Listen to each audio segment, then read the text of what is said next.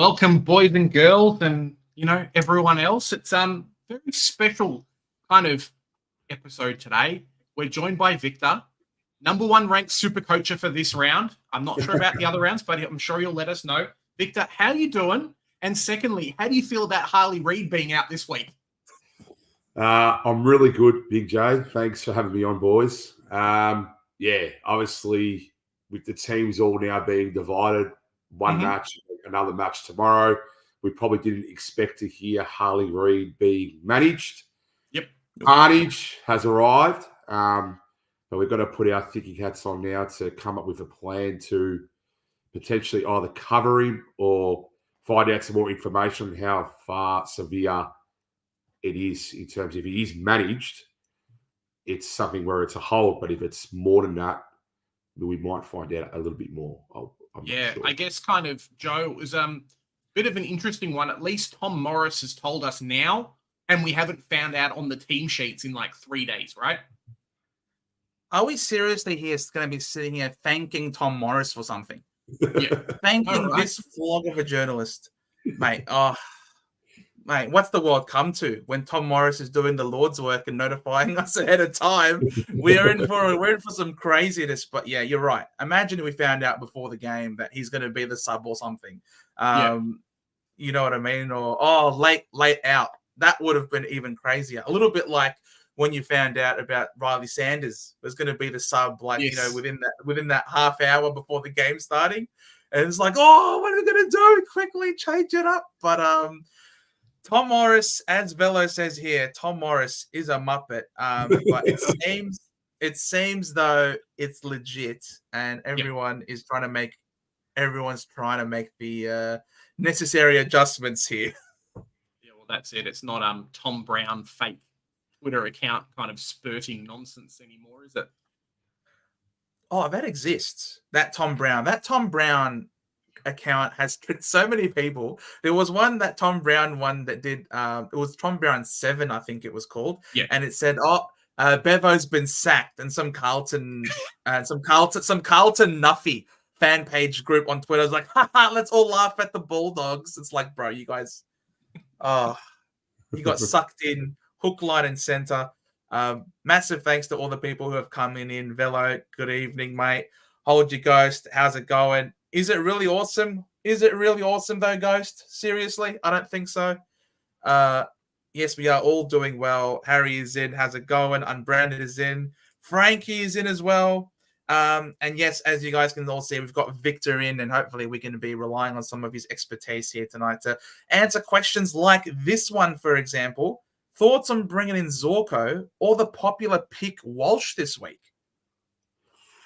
Oh, I got both. Got both in my team. I did bring in Walsh last week, and I went very early on Zorko, which has sort of paid off. I think it probably depends on the line. I think that both of them will probably finish top 6 and top 8, Zorko being forward and Walsh being in the middle. But obviously both of them do have a little bit of injury prone in terms of Zorko being a bit older and Walsh with his back. So, yeah, I would definitely say bring either one in your line, but obviously you need a little bit of luck to avoid potential injuries with them. So, yeah, definitely.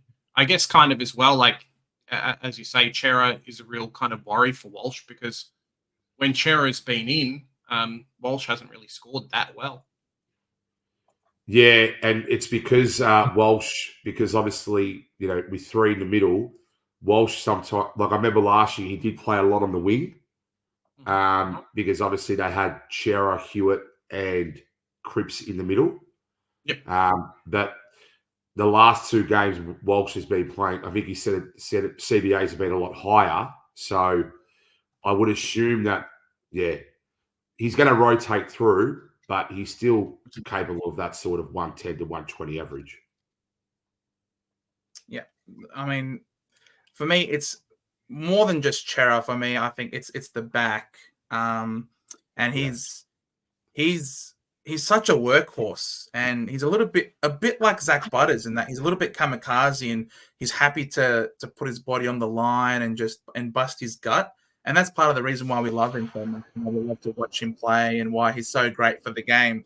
I obviously wouldn't anticipate Carlton would risk him if he does have a bad back. And that's probably one of the reasons why I think it might be okay. If you do want to trade in Walsh, he's obviously a prize player for him.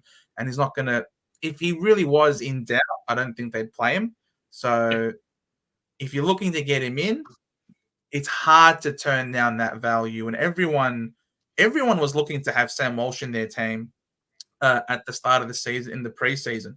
But then the news came out about the back and also the fact that he had the early bye. You've now seen him play 2 weeks, and he's gone bananas in both weeks, finding the will. And if you were concerned about the back, you probably shouldn't be, because he's had 13 tackles against Adelaide in round 5. Yeah, he did. And obviously, like, he had not more of a quieter game, but obviously he only had 4 tackles, and then he still got the ball 31 times and scored 130. So he's always been a ball magnet, but yeah, look, I think he's a jet, and I really like him. So I'm happy I've got him in my team.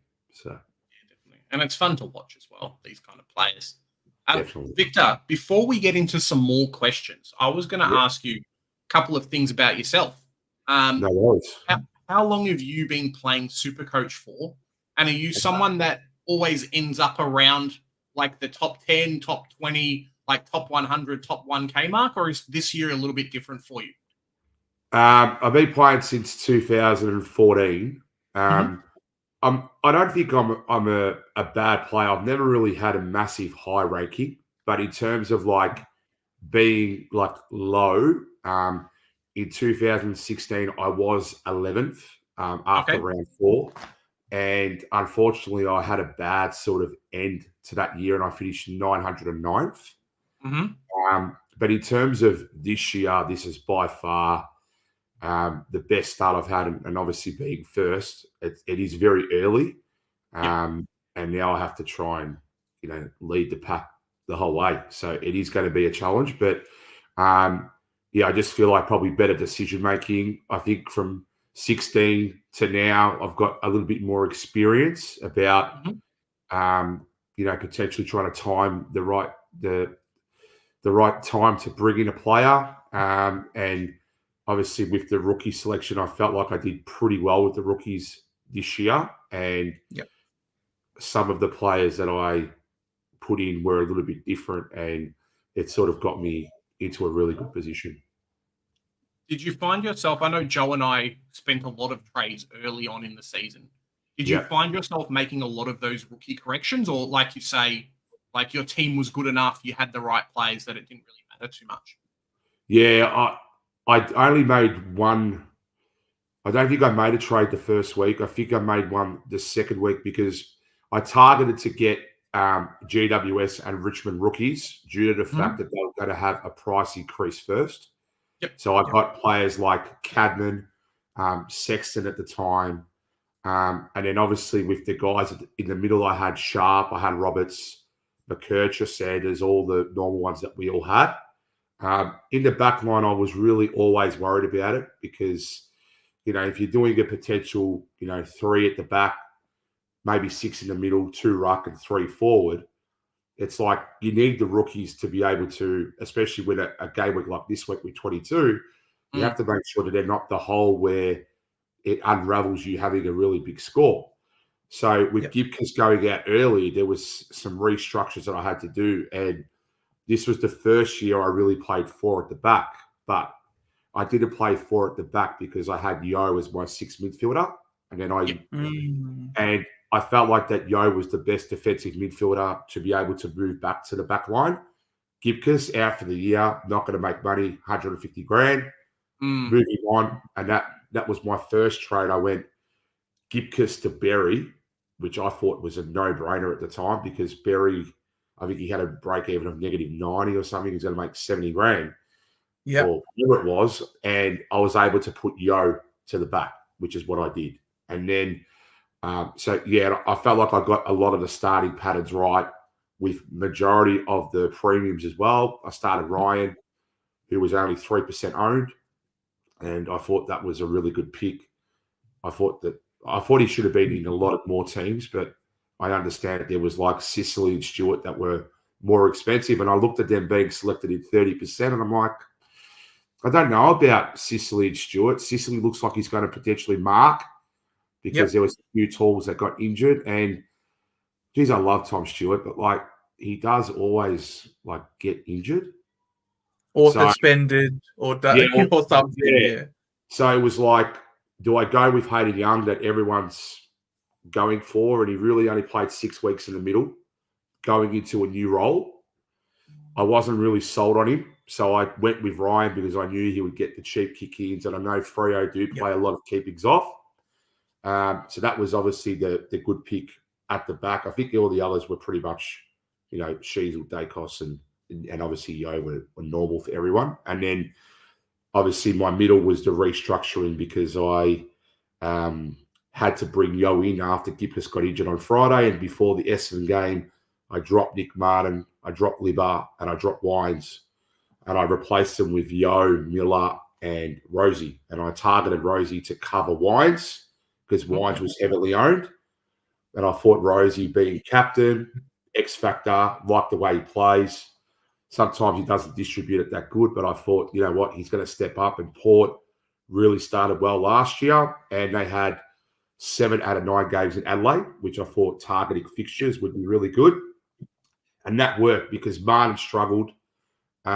Rosie beat Wines, and Libba had an okay game, but didn't set the world on fire. And then obviously Miller had a really good game. And that's all where it started. And obviously Heaney wasn't in my team, but because of round 0, playing on the ball, he was a must-have. And I felt like, I think the round 0 helped me a little bit, but then I felt like I made good decisions each week on who I was bringing in. So I think masterstroke of starting Elliot Yo has just kind of pushed a lot of teams a lot higher up the ranks than what I'm stuck with at the moment. Yeah, he had a full preseason, and he was playing on the ball, and I feel like that with Supercoach, you've got to pick players that have the role. If you look at the heat map, you look at centre bounce attendances and all that. The reality is that if they're not going to be in a position where they're going to get the ball or be able to generate points, if it's not tackles or spoils or points that they get for what they do on the park, it's like, well, maybe you have to steer away. So I felt like all the decisions I've made, I've tried to pick them. Have they got the role? Zorko, I believed, had it, which is why I brought him in. Yo was on the ball, had a full preseason, and because there was only 18 players, I was able to take some cheeky little risks to make sure, well, if one struggles, well, then hopefully I've got a closey who does a 128 or wherever it was, and then he can be part of my best 18. So, Did you take that sort of the reasoning, like with the Yo, and maybe how close were you to having like a Nat Fyfe in your forward line, for example?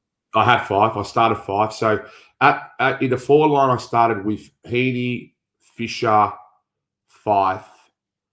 So they were my 3. And I still don't have Flanders. And I ended up changing Fisher to Powell because Powell had 93% centre attendances, and he's going to play on the ball. And I thought that Fisher, if I'm going to pay 400,000 for you and you're giving me a 60 or a 65, in the bin, I'm not confident with you. So I made the change there, and Powell became more expensive than Fisher because he was on the bubble to go up. And then I went Fyfe to Zorko. And look, Fyfe, I still would have liked to have had him, but it made me keep Reed. And, well, we could say Reed until 2 hours ago or an hour ago. It was good. But Zorko's been really good, and hopefully he can continue to stay on the park. And I actually really think that people will start bringing him in this week. So I think people have now seen that he's got the role. He looks good. And McKenna does come back this week, which could be a little worry. But no Coleman was why I went Zorko, because he's the guy who's going to distribute at the back. Yeah, and I think we saw that with Zorko a few times last year as well, where Coleman didn't play and then Zorko went big, and at least he had that bit of role. I remember from a couple of years ago when Zorko did play halfback and Coleman. Yeah, exactly. Yeah. I thought Coleman out was a good reason to pick Zorko, but being 35 and, potential injury prone, it did concern me. But like I said, I got a lot of things right at the start. Yep. Like people had to get rid of Young, people had to get rid of Martin, and I probably would have done the same if I had them. But because I didn't have them, I was able to take some different risks in other places. And yeah, it's got me into this position at the moment. You're absolutely flying, mate. Thank you, Hopefully you keep on flying all the way to the top and take it all out. We'll sort of go through some of these questions here. Velo here. Glad I decided not to bring McAuliffe in this week. Thinking of bringing in Naismith R3 as he's actually playing this week. Now, you are a Tigers man here, Victor. Obviously, Tiger Time 2024, giving it away. Unfortunately, Tigers are having a tough time in 2024. Can't field the full team, unfortunately. But is Naismith someone willing to go early on? Because Nankervis didn't look too great last week against the Eagles. Yeah, I started Naismith. I think it's another little masterstroke. The main reason why I started Naismith, he's got a 90 in the bank. And Nank, mate, I love him. Like, he's our captain. But he's very injury prone. And Richmond, I'll be honest, I reckon we get the most injuries than any team. And we always do. But I felt like Naismith, I know it was an extra 20K for like the Livingston normal one. And because I didn't have Jackson, I felt like, you know what? I don't really need to have Livingston and save the 20K. I was happy with my team.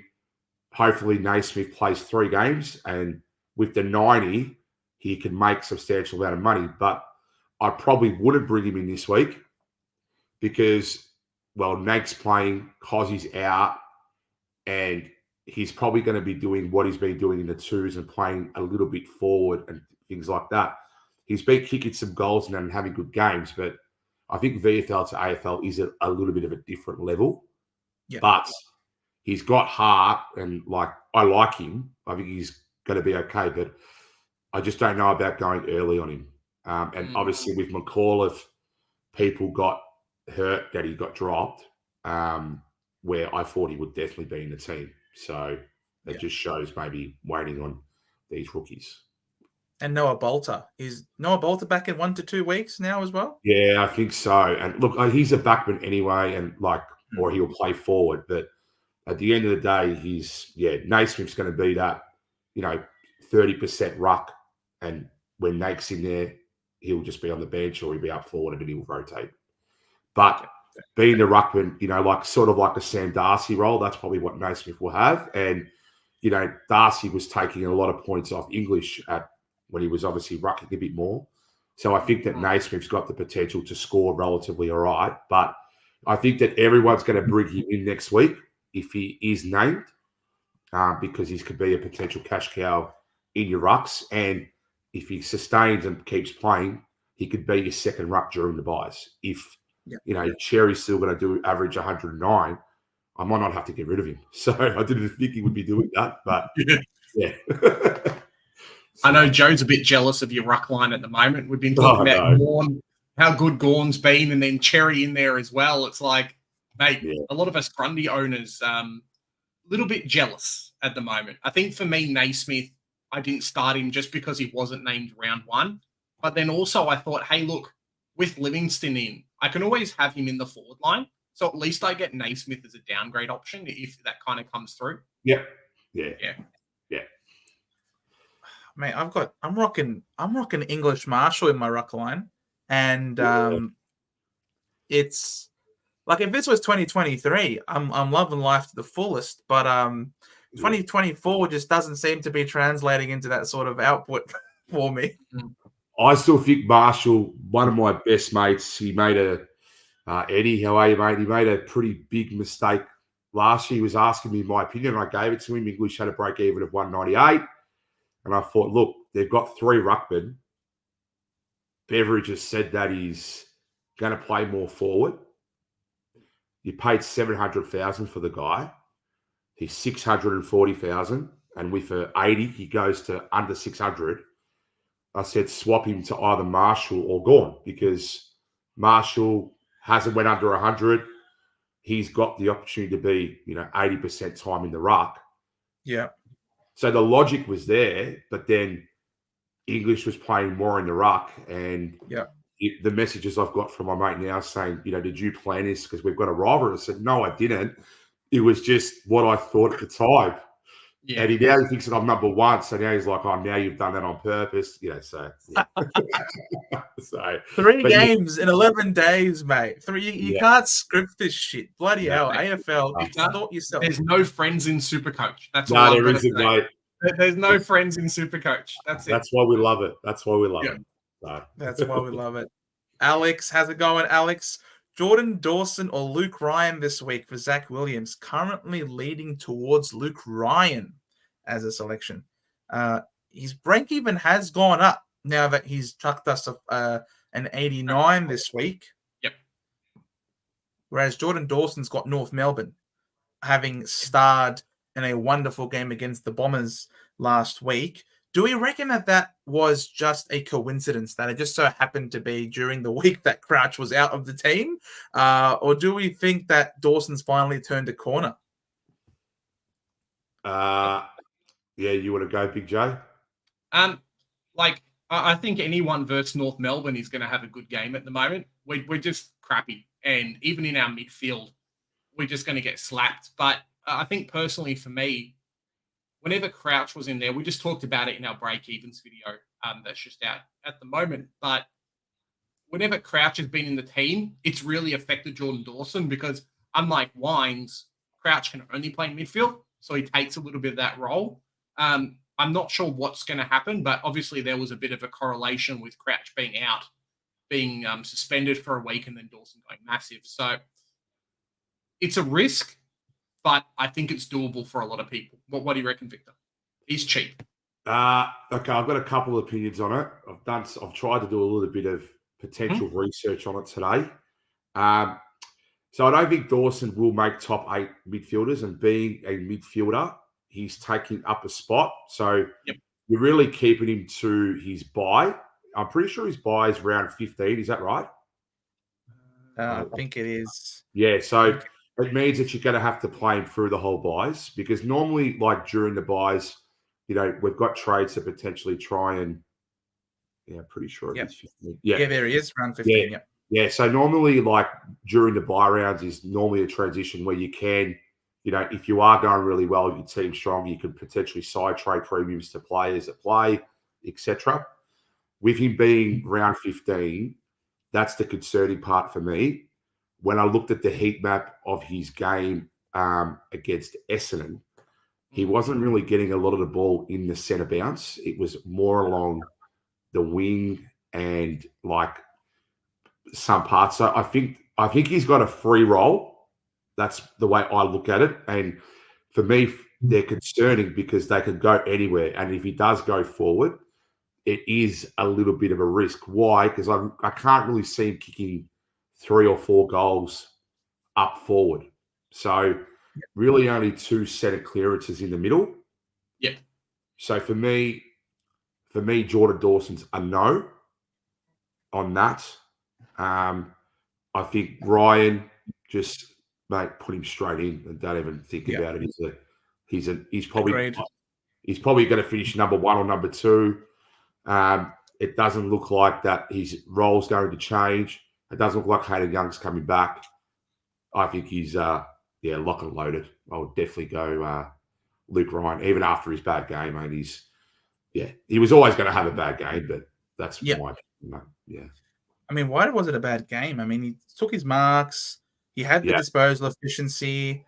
He had the 6 kick-ins. I mean, well, look at the amount of disposals, though. He only had 16 versus like the week before that was like 24, and then a few of the other weeks where it was massive. I think he was just maybe made to make a bit more accountable.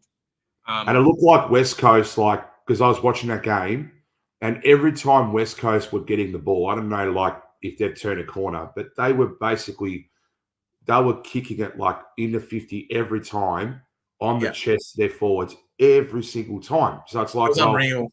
Yeah, if you can't spoil and they don't get the ball and hold it off them, he's not going to get touches. So I think it was a one-off game, but still to have 89 in a bad game, He's definitely and he's capable. He's got a ceiling, as we've seen. So he's done an 80-point quarter. So I think that Luke Ryan over Dawson for me. I couldn't believe what I was watching in that game. I'm like, gee, since when are West Coast able to hit these long 40-meter, 45-meter passes onto the chests on the wing? Players aren't breaking stride. They were changing the angles. I'm like, bloody hell, this is unbelievable. What's going on? It was a phenomenal game by the Eagles. That was. It was. And Waterman's like I don't know what he's averaging, but I know he's a pretty good purple patch, but mate, they just keep hitting him. He looks like he looks like no defender can beat him. He killed Richmond, murdered us. I think he kicked 6 goals or something. I'm pretty sure it was 10 kicks, 1 handball, 5 goals, 2. Yeah, 11 goals in 2 games, I think. Yeah. So and 6 goals last week against Richmond. Yeah, there you go. That's ridiculous, and it's all silver service. Yeah, it's all silver service at home. Yeah, that's where it is. So that's why Ryan wasn't getting it. So I'll give Ryan. Yeah, he's fine, mate. He's a good boy. He's all right. Yeah, he's a good boy. This is Jake Plugger Waterman. All of a sudden, Eagles are on fire when you've got the plug all of a sudden playing for West Coast. So there you go, Alex. Go with Luke Ryan. Another Alex, a different one.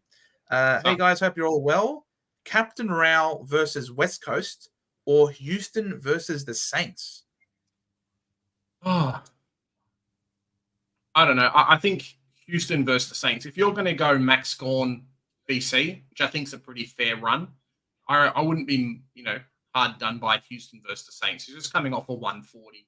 And we know the Saints give up a lot of points to halfbacks. So he potentially could be the run. I'm hoping Rao gets some attention in the game, but, mate, it hurts. It hurts not owning Rao this week. I'm going with Rao this week. No Harley Reid.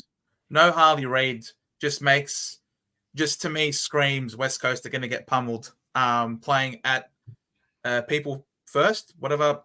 It's the Gold Coast home ground. So I think too. Yes, I think Gold Coast at home. They were shellacked last week.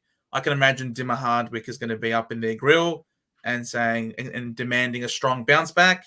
And there's no Harley Reid, so that midfield is going to be substantially weakened in terms of a grunt department. It's all going to be on Elliot Yeo's shoulders, I think, in there. And Elliot Yeo will have a good game, but I think Captain Rao is probably going to do a bit better. Mm-hmm. What do you reckon?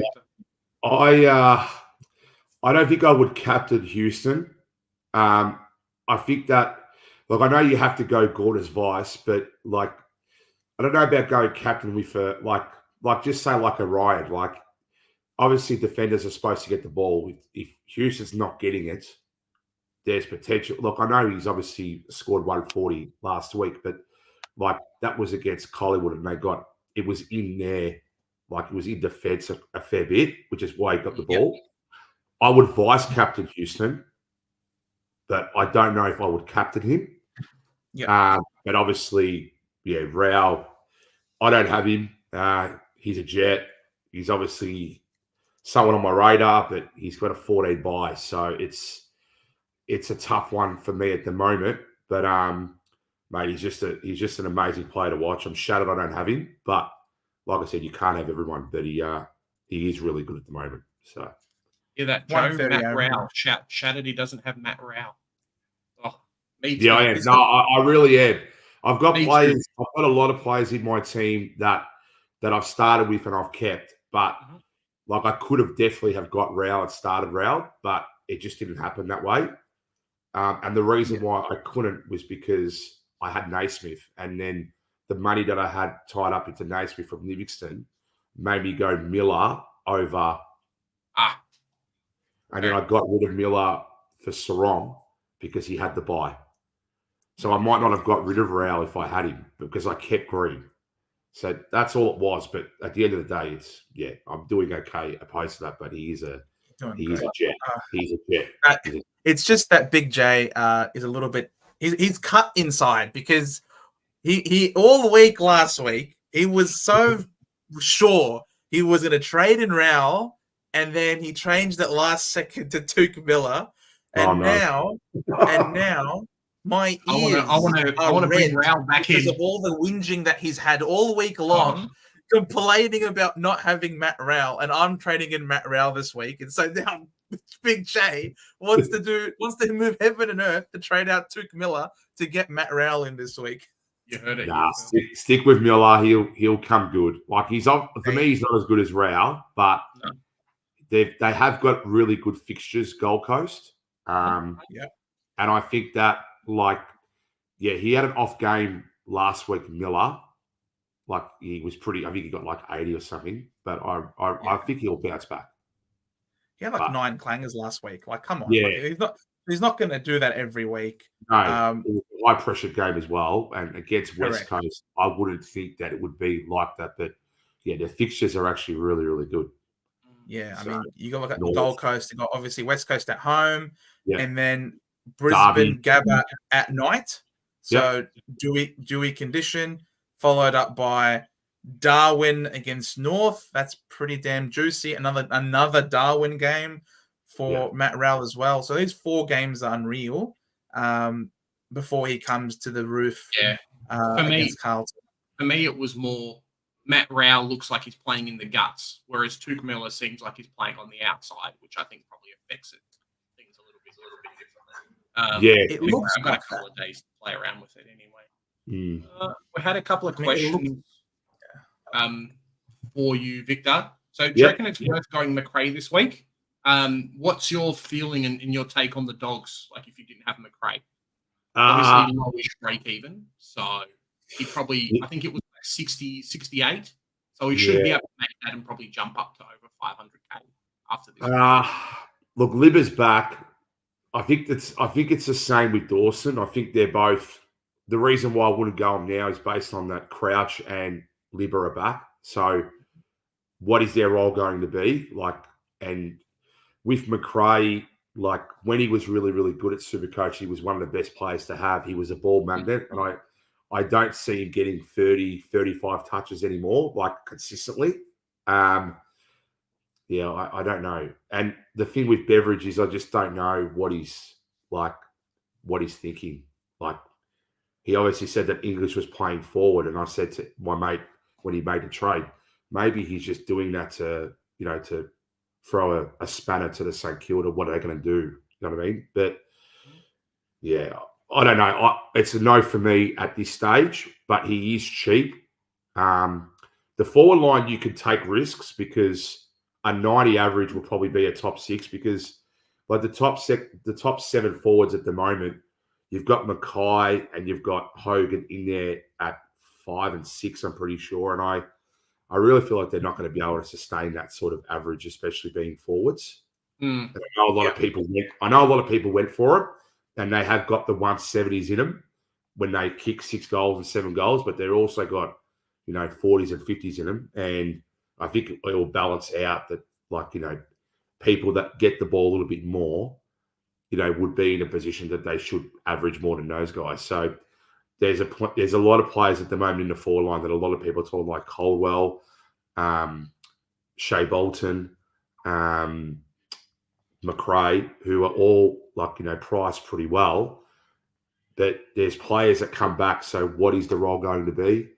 With Libba coming back, I don't know about McRae. So Libba was playing against Essendon. So this was a game where both Sanders was the sub, but was subbed off, and Libba was playing. So Libba out saw his CBAs jump up by only 5%. It's not like it was immense. Still managed to find the pill 25 times with decent efficiency. So it's not like an 87 playing on a wing with Libba in the side is necessarily. 87 is not bad. 87 is probably a top 6 forward, right? Well, that's exactly right. It probably is, with those forwards that go out. So, look, it could be worth it, but I might just want to get a little bit more data on what he does potentially maybe with Libba another couple of weeks. And then, maybe for a buy, if there's someone in the forward line that you're getting rid of, then you might be able to bring him in for the buys based on his price. but I just don't think he gets enough of it to really. Yeah, that's just what I think anyway. But I could be completely wrong. So Fair enough. yeah. Fair enough. What rookies are we looking at now since McAuliffe has been dropped? So I think Garcia from the Saints has got to be on a lot of people's radar now. If you haven't picked up, not Riley Garcia, it's Hugo Garcia. Riley Garcia goes on the bubble next week. Yep. If he's playing. So Hugo Garcia is probably, I think, the number one, considering that he's playing. He's getting some midfield minutes. Actually, surprisingly enough, if I go to the St Kilda CBA, I think he lined up at the first bounce. To be honest, and he was in the first bounce. Yeah, there you go. So 37 and 40 a game. He's not playing a game for someone that looks like he's going to get dropped. Basically, yeah, correct. He's definitely one. Biggie, if he's named, is two. Yep. Yeah. Then the only other one is potentially Conway, but then what happens with Naismith and he's 180 grand, but he's on the bubble. So Naismith being named now might potentially, and then you could probably see Richmond play to see how he goes. And then you don't really have to go on Conway if you think that Naismith will go play next week, because then he'll be on the bubble as well. So it might be good to gauge how Naismith goes, and then if he doesn't go well and you potentially need to, you want a cash cow, Conway was playing ruck, and he's the only other one on the bubble that I've seen. Yeah, I mean, is that something that you will regularly do throughout the season? Obviously this year being so high ranked, but throughout the other seasons as well, kind of gauge how the games go, how different players go, if they're playing earlier, to what you do in terms of trades. I know Joe and myself have always been, cool, we do our trades on the Thursday, that's us locked in, basically, barring a late out. Yeah. This week's, it's going to be more tricky now because you're not going to know teams until Thursday night, and then you're not going to know final teams on Sunday until 5 on Friday. So there's going to be a lot of people who might have 6 at the back, and they need all their 6 to play to not have a donut at the back, because a lot of people probably still got Caulfield, Hoare, and he didn't get named. So, so trades this week there might be some more strategy involved, because, well, I don't want to be in a position where I've only got 21 for the week. So it means, do I double downgrade? Do I go one up, one down? I'm not sure at the moment. It's really thrown me out what's happened to Reed. But I need to be careful making sure that I've got 22, because some of these players that I've got in my team, I'm going to have to move eventually, and it's just about timing and when's the right time to go. Yeah. Looking at your current team, I'm not sure what trades you've made for this week, but currently you've got a donut in the forward line. Having a look at, Rowlands is obviously not playing, and then Wilson comes on. Big and Ewan's got to play, otherwise donut time for you. And that's sort of where I think that the forward line is probably now the place, now that Reed is out, that's probably the place now who I'll have to bring someone in from the forward line. So, yeah, it just depends what the process will be. But I think Garcia will definitely come in. And then it's probably going to be which player in the forward line is the right one for my balance and for my buys. And I'll probably have to assess all the 4 buys and work out if there is a potential way to get Flanders in, because obviously he's the one that I don't have. But I still can maybe take another risk because I've got Zorko. And if he matches Flanders, it's like, well, I'm on par there. Because, Zorko, I think he's only 5% owned. So there's not that many people who have got him. So if he could somehow match Flanders, it means that I'm potentially able to take another risk. And it could be someone, like a McRae or something like that. If I think that they're right, I've got the role, but I'll have to make that decision. Yeah, maybe tomorrow or maybe Thursday. I'm not sure yet. So it's a tough one.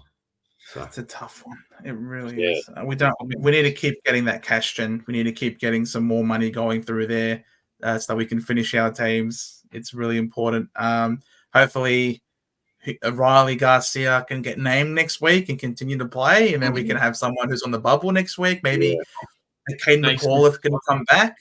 Yeah. So I would love if Sexton was named this week, to be honest. Like, just give me another price rise or two. I'd be very, very happy. Oh, so you kept Sexton. Yeah, okay, yeah. So you just need to get named. Yeah, good. That's a good one to keep. I fear it's Charlie Constable 2.0. Potentially. But the beautiful thing about Sexton, we've spoken about this before, right? Sexton to Naismith is still 60K in the bank. Like, that's something. Constable never made really any money. But once mid-season draftees come in, Sexton to one of those is 80K or 85, I think, in the bank. So at least it's something, right? It's not the best thing. We just quickly check this. Sim, Oliver is named on the ball for tomorrow's game. So he's not playing in Casey. Just a heads up. So Kai Broom has a question for you, Victor. Hey, congrats on the season so far. Team value is 12.7 million. Do you have a lot of money in the bank, or is it kind of what it is what it is? Nah, what it is, mate. At the end of the day, it is what it is. There's a lot of money. I think the reason why the value is a little bit high is due to the fact that I've been able to get a lot of players at the right time and they've made their money. And my team value is, I've seen more high than me, but that was more. It was only one mistake that I made, but it cost me 46 points. I made 46 points, but I had Lafau and I changed to Rowlands to take sharp score. So Lafau would have made another 80 grand, and then now I've got Rowlands, but he's been my loophole. So I don't think he's going to play. But yeah, my team value is basically what's on the par. So yeah, it's awesome. It's so much better than mine. All my players are losing price, but hey, it's just one of those seasons for me. Just one of those seasons. We're taking it as a learning curve. Jurgis Diab, Garcia or Biggie this week? Oh, it's definitely Garcia, isn't it? Yeah, I think so. Yeah, it is. I don't mind Biggie though. You reckon he's going to hold? I went early on him last week to obviously make my trades last week. I really liked his first game, what I watched, liked his role, and I felt like that he was 100,000 less than Cobden, and I didn't want to get trapped in paying $220 for a premium, so I did go Biggie.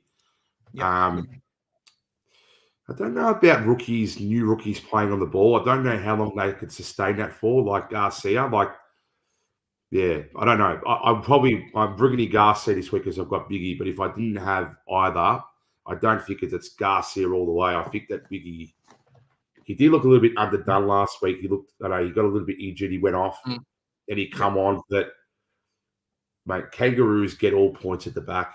Like, there's going to be one game they're just going to keep it off everyone because I don't want no other team to score. And it's where he can, maybe get his 60s and 70s, which is how he's going to make more money anyway. But, yeah.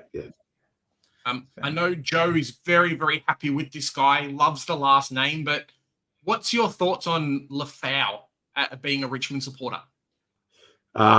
First two games are very shaky. And the reason why I brought him in, because I couldn't afford no one else. And that's when I brought in Zorko. I brought in Zorko to the exact dollar. He was $490. I think Zorko was $496,500, and that's what I had left. And that was with $102,000 player. So I had Lafau being on the bubble. And then obviously he had an outstanding game against West Coast. The reason why I like Lafau is because we got no forwards. Yeah. No Lynch, no Bolton now. Cozzy, I don't really like him. Sorry, I don't. He's not good. He's maybe trying to find his feet. He was a lot better than Hawthorn, and they've got Chol, and Chol's a lot better than him at the moment. Yeah. But he did play really well against West Coast, and man, he can kick the footy. Like, he actually can kick it. So I think he's going to be okay, and I think he's definitely going to keep playing. because we don't really have to be. Those tackle numbers, mate, like 8 marks, 5 tackles. Holy moly. Yeah, he's strong boy. Strong boy. We've got a question. I saw him live in the preseason. I went to I saw the preseason game against Melbourne and was sitting next to Swizz in that game actually. And he came on I think in the fourth quarter, and he looked great. I saw him, I'm like, oh, he's a big, strong boy. He looks ready made. He doesn't fear the contact. Yeah. And really saw it in that St. Kilda game. He was just crashing packs, and he's just like, come with me, boys. That's what I'm trying to say. He's not scared. He's happy to go in at it. And he's a good player. Hopefully, he plays a few more games for us. But I'd be pretty confident he plays all year. Something drastic. There's no one else really to bring in, which is too late to bring him in at this point. I've got some strict policies that I stick to with Supercoach. I've really tried to be more sensible, and I don't like to go early on rookies. And I did with Biggie, but I had no other choice, because the player that I wanted required me to go early on someone. And I don't like paying more for a rookie, because their role is to make money and to fill your team up with the best selected premiums in your lines. So, but like I said, if he does a 50 and another 50, he's going to make 60 or 70 grand. There's probably other players that can make the same money, and you're buying them 60,000 cheaper. But there isn't much rookies coming through, and that's what is concerning a little bit. When we didn't really know about Closey. He just came out of nowhere. We didn't know about Graham. They just came. Lucky they did, because we'd have no money now. Yes. Do you know what I mean? It's like Lafau, we know he's going to play because Richmond have got that many injuries. So he might be okay. Yeah. Frank's asking what your plans are with those 2 dead rookies in your backline, because he's in the same situation with both Caulfield and Hoare. Yeah, obviously Hoare wanted to get named, and I was going to loop him, but he didn't. So the plan will be, I'm in a position I don't think I can just always keep upgrading. Money will run out. I feel like I've done really well with my upgrading, and I have had a look at teams behind me, and I feel like I have got some premiums over them because I've went early. So I think that next week, probably Caulfield will go to Garcia from Bulldogs, and Graham will go to the back, or Roberts. And that's that one. In terms of Marty Hoare, I'm not getting rid of him. I like him. He's a mature age player, been an assistant for a while. I've had him in previous years, and he was playing well until he got injured. I was surprised he didn't get named, but because I know that he was back. But I think he will come back, and hopefully he can help me potentially during the bye rounds. But Caulfield's out. So it's really only Caulfield, Clark, and Rowlands that I see as issues from Geelong. I really want Clark to be named sub this week, because last week it would have cost, if Clark was not in the team, I would have got an extra 50 points, because I started Sharp over Roberts and I had no loop in the middle. So hopefully Clark gets omitted, and I could then loop my couple of players in the middle this week. But Jeez, you're going well when you're looping Roberts in your midfield. You're doing really well. Yeah, look, it obviously backfired. I've wet my gut the whole year. Unfortunately, I did get that one wrong. I felt like I had a plan. I do like Sharp. I do like Roberts. I like both of them. Sharp's done 128, got a ceiling. Roberts is more consistent, off a bye. I thought Gold Coast would they got those little players up forward, those little, like Holman and, Berry and all these guys might just get into it. Ballard and stuff like that. Yeah. But Roberts he's just got the role this year, and he probably could. Yeah, I don't have any reason to get rid of him at the moment. I think I'm very happy holding him. So neither. Sumati is asking Walsh or Houston this week, if you had to pick one. Both, but it just depends on what line. So Correct. I think that Houston is top 6, and I think that Walsh is top 8. So it's whichever one you probably need. Whichever your rookie you find is the worst one, that might be the one where you might have to go to that line. Yep, fair enough. All right. Without Reed this week, West Coast I see losing by a big margin. Suns mids will have a huge day. Mm-hmm. Potentially. Yeah, definitely. Kai Bruin, Houston has the Tim Mitchell curse because I think Tim Mitchell's brought in Houston and he's made him as his kid. I think he's captained him as well. So stay clear of Houston, guys. Tell you what, you jinxed Steele for all the Steele owners. He did apologize in advance, though, so good on him for giving everyone fair warning. Reliable Dodo. Hold Jai Clark at this point in the season. If I trade Dempsey instead, I could get in a McRae or a 550k primo next week. Or you could get in a Dane Zorko, who's 547 at the moment. Leave him alone. No, bring him in. Look, Jai Clark's, he's got a break even of 70. If I go one up, one down, unfortunately, I can't trade him this week. So he has to stay in. I'm hoping he gets submitted. He just needs to have one game. Like, he plays on the ball, but when he was playing, he just probably wasn't getting enough. Then he's been sub 2 games in a row. I feel like that if you're going to keep being sub and playing 2 minutes, surely you're going to have to go back into the 2s. Yeah. Which is why I'm hoping it's this week. Plus Guthrie's back, right? Because now Guthrie is available. So you would imagine if someone's going to drop, it's probably this dude, you would imagine. I might get lucky with it, Joe, and I'm hoping it is him. And at least then he won't lose money. But I've already lost money on him from not training him last week. But I had other plans, so he had to stay in. But that was because Sanders on the bench and all that sort of stuff. So there was a lot of other problems that I had to find a way to fix. So yeah, fair enough. Velo, my trades at the moment are Williams, Luke Jackson, and Jack Carroll out for Raul, Walsh, and Biggie. Obviously depends on team selections. What are your thoughts? I'm getting rid of Zach Williams if he plays or not. Yep. And the main reason why is I've got too many guys at the back, and I don't need him. Yep. With obviously the rookies with Gold Coast, if they keep playing. Yep. Obviously Roberts, like I'll have Roberts over Williams any day. Williams has got he's got maybe 100 in him, but he's also got 50s in him.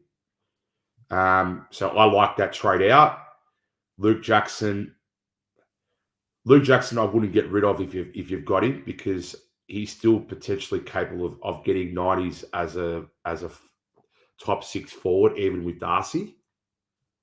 Like if you've started him, you've obviously known that Darcy was going to come back at some stage, and that you're relying on Jackson to be playing more forward. So I would probably keep Jackson, and if you do have Livingston, it's always good to have that potential swing. If a ruckman goes down, then you're going to have to trade someone to put him in the ruck.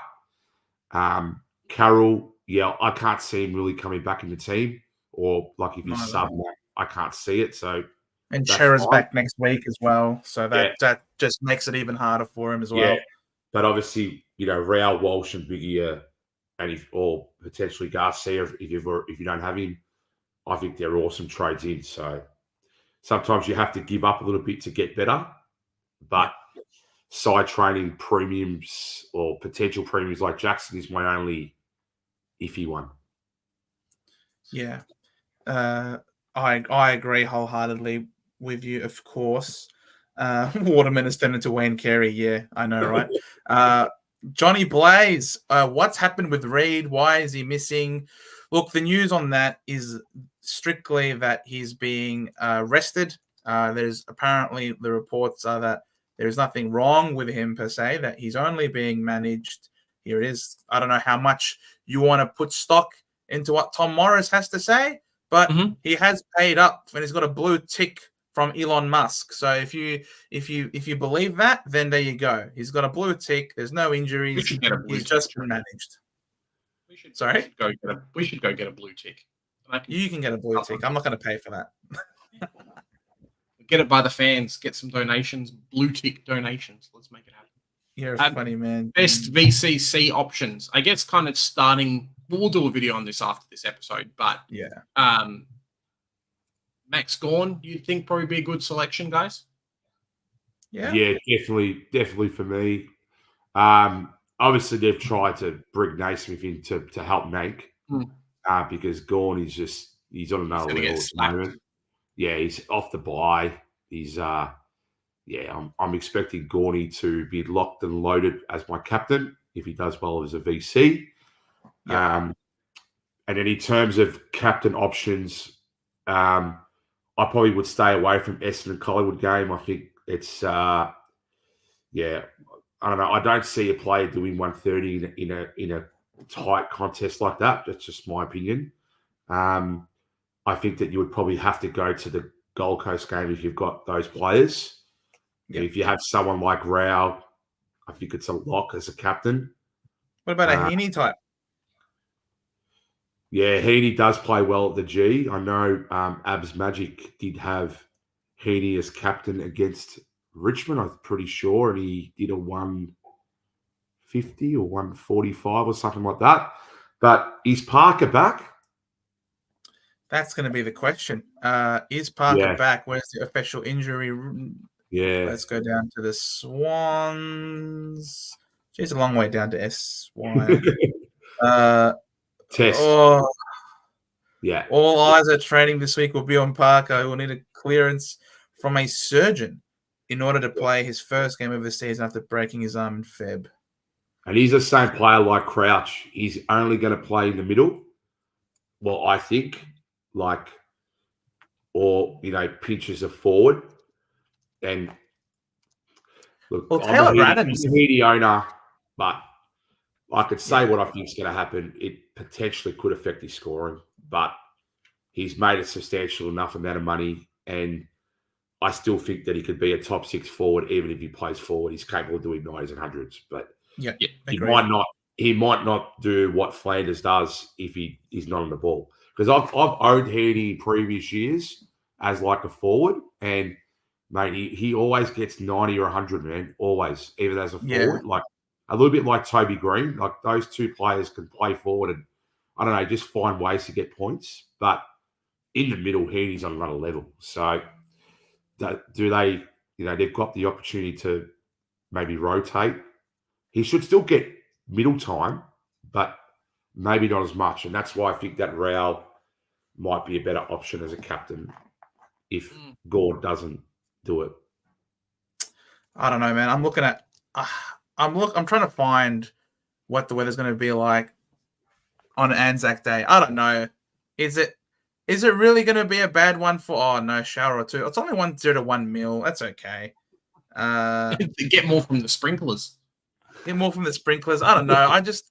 For me, my boy Zachy Boy Merritt. I don't know. He loves to play against Collingwood, and if we win this week, expect a medal around his neck. He's going to be the reason if we win. He's got 133 on him last year, 133, 123. He's got a good matchup against the Pies. For me, he's going to be my VC this week, and he's moving up. He's now second ranked for coaches' votes behind Isaac Heaney, I think it is. So Zach Merritt's he's having a ripper season. He's a major reason why we're playing the way we're playing, and he's going to be my VC this week. So anyone wants to join me? Stonks to the moon. Joe, I don't have Gawn. That's why. That's what I was going to say. Is that why you go on Merritt because you don't have Gawn? Yeah. Well, I have Gawn. Obviously, I'm going Gawn, but I don't have Gawn. I had a feeling, mate. No, Zach Merritt's all right. Yeah, Collingwood. I don't really like. Yeah, I don't really rate their midfield. Like they don't like. Yeah, I reckon they're slow and older. Yep. I reckon Essendon. I reckon you guys could definitely beat them. I really. Well, you've got form over the last couple of weeks too, right? 2 wins, very close, but 2 wins, so momentum's in your favour. Well, he's going all right at the moment. Adelaide last week. Yeah. So that they've got good form as well now. All of a sudden, so we'll see. They started off slow. And then they classic Collingwood leaving it late. Always. They did that to us last year as well, the bastards. Charlie Remington, best mid or defender options for this week. If you're talking premiums, it's hard to go past a Sammy Walsh type. Yes. I think Matt Rowell also is pretty good. I don't think Matt Rowell is entirely out of reach with the run that he's got coming up. He's playing West Coast without Harley Reid at home. He's then got a night game at the Gabba and then 2 games at Darwin. So these next 4 games are all pretty damn juicy. And if he goes as projected, which is obviously pretty hard, but he's gone 130 before. He's gone 126 before. Everyone's scoring on North, plus it's Darwin. So you never know. He could go 140 odd. All of a sudden, you'll find himself at 670K, which is pretty damn impressive. Good luck trading. You're going to have to wait a bit of time before you get him in. Then again, he does share a buy with many players, so you might want to be planning on getting him in after that round 14 buy to begin with anyway. So that's a question mark for you. In terms of defenders, obviously you've got someone like a Luke Ryan, who's had a slower game, he's lost a little bit of money, but for a fact this guy's top 6, if not top 3 as a defender. And you got someone also like a Dan Houston, who's got a very decent matchup this week against the Saints. Mm-hmm. Yep. Anybody else as a sneaky selection that I haven't mentioned there? Obviously, Tom Stewart's going to miss this week with the concussion. Dawson potentially as well, and a few of the others. If you haven't already, check out after this episode. We've done our break-evens episode for the week. So it's just about how much money you have to spend. If you've got a position to go real heavy, well, there's plenty of players that are priced around that 620 or higher that are averaging really, really well. But if you've got somewhere between that 5 to 6, there is some potential little risks that you can do if you potentially have a boost or you've got some money tied in somewhere. Yeah, fair enough. Client saying Garcia was playing as a high half forward and 4th into the stoppage and played on the ball in the last when the game was done. Okay, not too shabs. Nemo, how big of a mistake do you think it is not having gone on your side? Let's just skip that question, Nemo, because I think that's a bit rhetorical and more of a dig at me than anything else. So I love it. I love you, Nemo. You're a funny guy. At this point, it doesn't matter. But earlier on in the season, you missed out on a buy round. So if you had no guys with no buys, you're one up on Gorno. You're a funny guy, Nemo. I cry myself to sleep every week as a result. Who's Victor's AFL team? The Mighty Tigers, Richmond, and my EPL is the Mighty Reds. So they're my 2 passions with sport. I'm a fanatic for both. Been to Anfield, been to grand finals. They're my 2 passions, and I've been able to watch them. Which is really good. So, Lukey, how's it going, Lukey? He's already got Biggie. Any rooks aside from the Saints, Garcia can't upgrade otherwise. Not really. Pickings, man. Slim pickings. Is there anyone? Did someone get named from Melbourne? No. Like maybe a rookie that's maybe playing first game. Bailey Laurie, Ozzy Pickett, Bailey Laurie, and Daniel Turner. Don't know. Bailey Laurie. Bailey Laurie's played, hasn't he? Bailey. He was dropped before, right? I'm pretty sure he played earlier on in the season and then got dropped. Yeah. How many games has he played? He's only played 1. What did he score? 20. 20. Yeah. He might have been a sub, maybe. I think so. Could have been. I don't think Tunstall's a bad selection myself. I don't think anyone's talking about him because I can understand why no one wants to talk about him, but he's he played one game against North, only had the 16% time on ground for the 21 points. Got some CBAs in that game with 15%, which is not awful.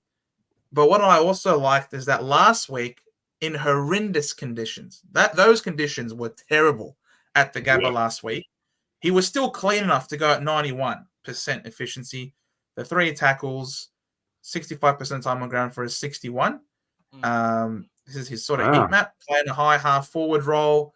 And I think what he has going for him in particular is when we go to the injury list, stuff scrolling. I'm just going to type in Brisbane. This is just ridiculous.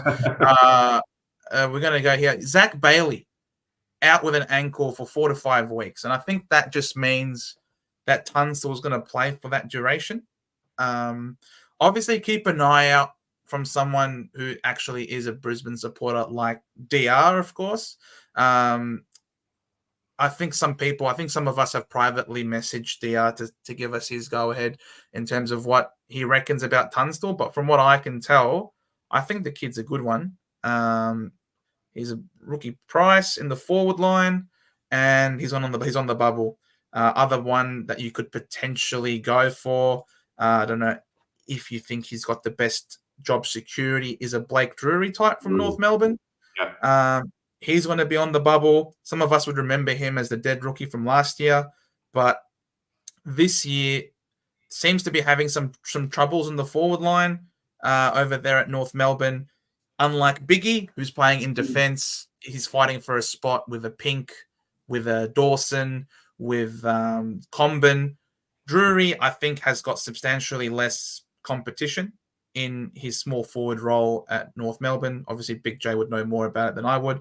Managed to score a 70. What was it? Managed to score a 78 against Geelong last week, and then he followed up with a very sorry 39. So obviously you can't be relying on his scores, but he's a 123k rookie who could potentially be playing every week. So I mean, beggars can't be choosers at this point, I think. I think this week is a bit of a tricky one. I think if you didn't go early on Garcia, he's definitely the one. I was saying to Joe off air, it's almost better not having any boosts or using a boost this week, just for the limited amount of rookie options that we're happy with. So something to think about a little bit. So there's your quick little, I suppose, rookie options available for you this week. With Lafau coming from a rugby background, you would expect he would be able to tackle. Yeah, for sure. Dawson's still listed 2 to 3 weeks. Does it help Biggie's chances to play at least 2 more games? Yes. Yeah, 100%. Yep. If he's not injured, he'll play. I would think so. Yeah, I think so as well. It's just a weird one. Like, last week wasn't a great game, but it wasn't a great game for North Melbourne just in general. And Biggie Newen has been kind of pointed out, but I don't think Clarko's dropping him after 2 games of AFL, and in his first game he actually looked good. So he offers something a little bit more than what a Toby Pink does, which is just height and athleticism. It's just positioning really, and that will come with experience. So I think we'll keep with him for a little bit. And he moved Cobben forward as well, so he's in a position to do that. And all these other players aren't playing. He's going to have to keep Biggie in. Yep, I agree. Yeah. Are you boys keeping or trading Williams? I think we're all trading him out, yes? Yep. Yeah. If I had Massimo, I'd probably trade him as well. Both have plateaued in their cash gen. So even if they have an okay week now, they're still not going to make huge amounts of money over the next couple of weeks. So I've still got Mass and I'm holding him. 45 break even. I think he should beat that. I think there's a little bit more money left on that one. But what happens after next week when the 95 rolls out of the system? Then we trade him out at that point. But for now, we can eke out just a little bit more cash from him, I think. Yep. Walsh or Heaney? Walsh. I think Heaney's going to drop in money. I think there was a question later on as well talking about should we get Heaney in. Surly's saying that. I think Heaney's going to drop in price a little bit. But it's more that Walsh is going to go up quite a lot versus Heaney, who's probably going to be around this price. So you might as well get the player who's going to be what? Well, what are you expecting him to jump up to, Victor, after this week? Sam Walsh? Maybe 620K or something around that? Yeah, 620. And Tough to miss. like, I'm a Heaney owner, but I just don't know how he can continue to be doing 137 average. I just don't like. That's like setting a record. Like I can't see it. So Yeah. like Plus Parker.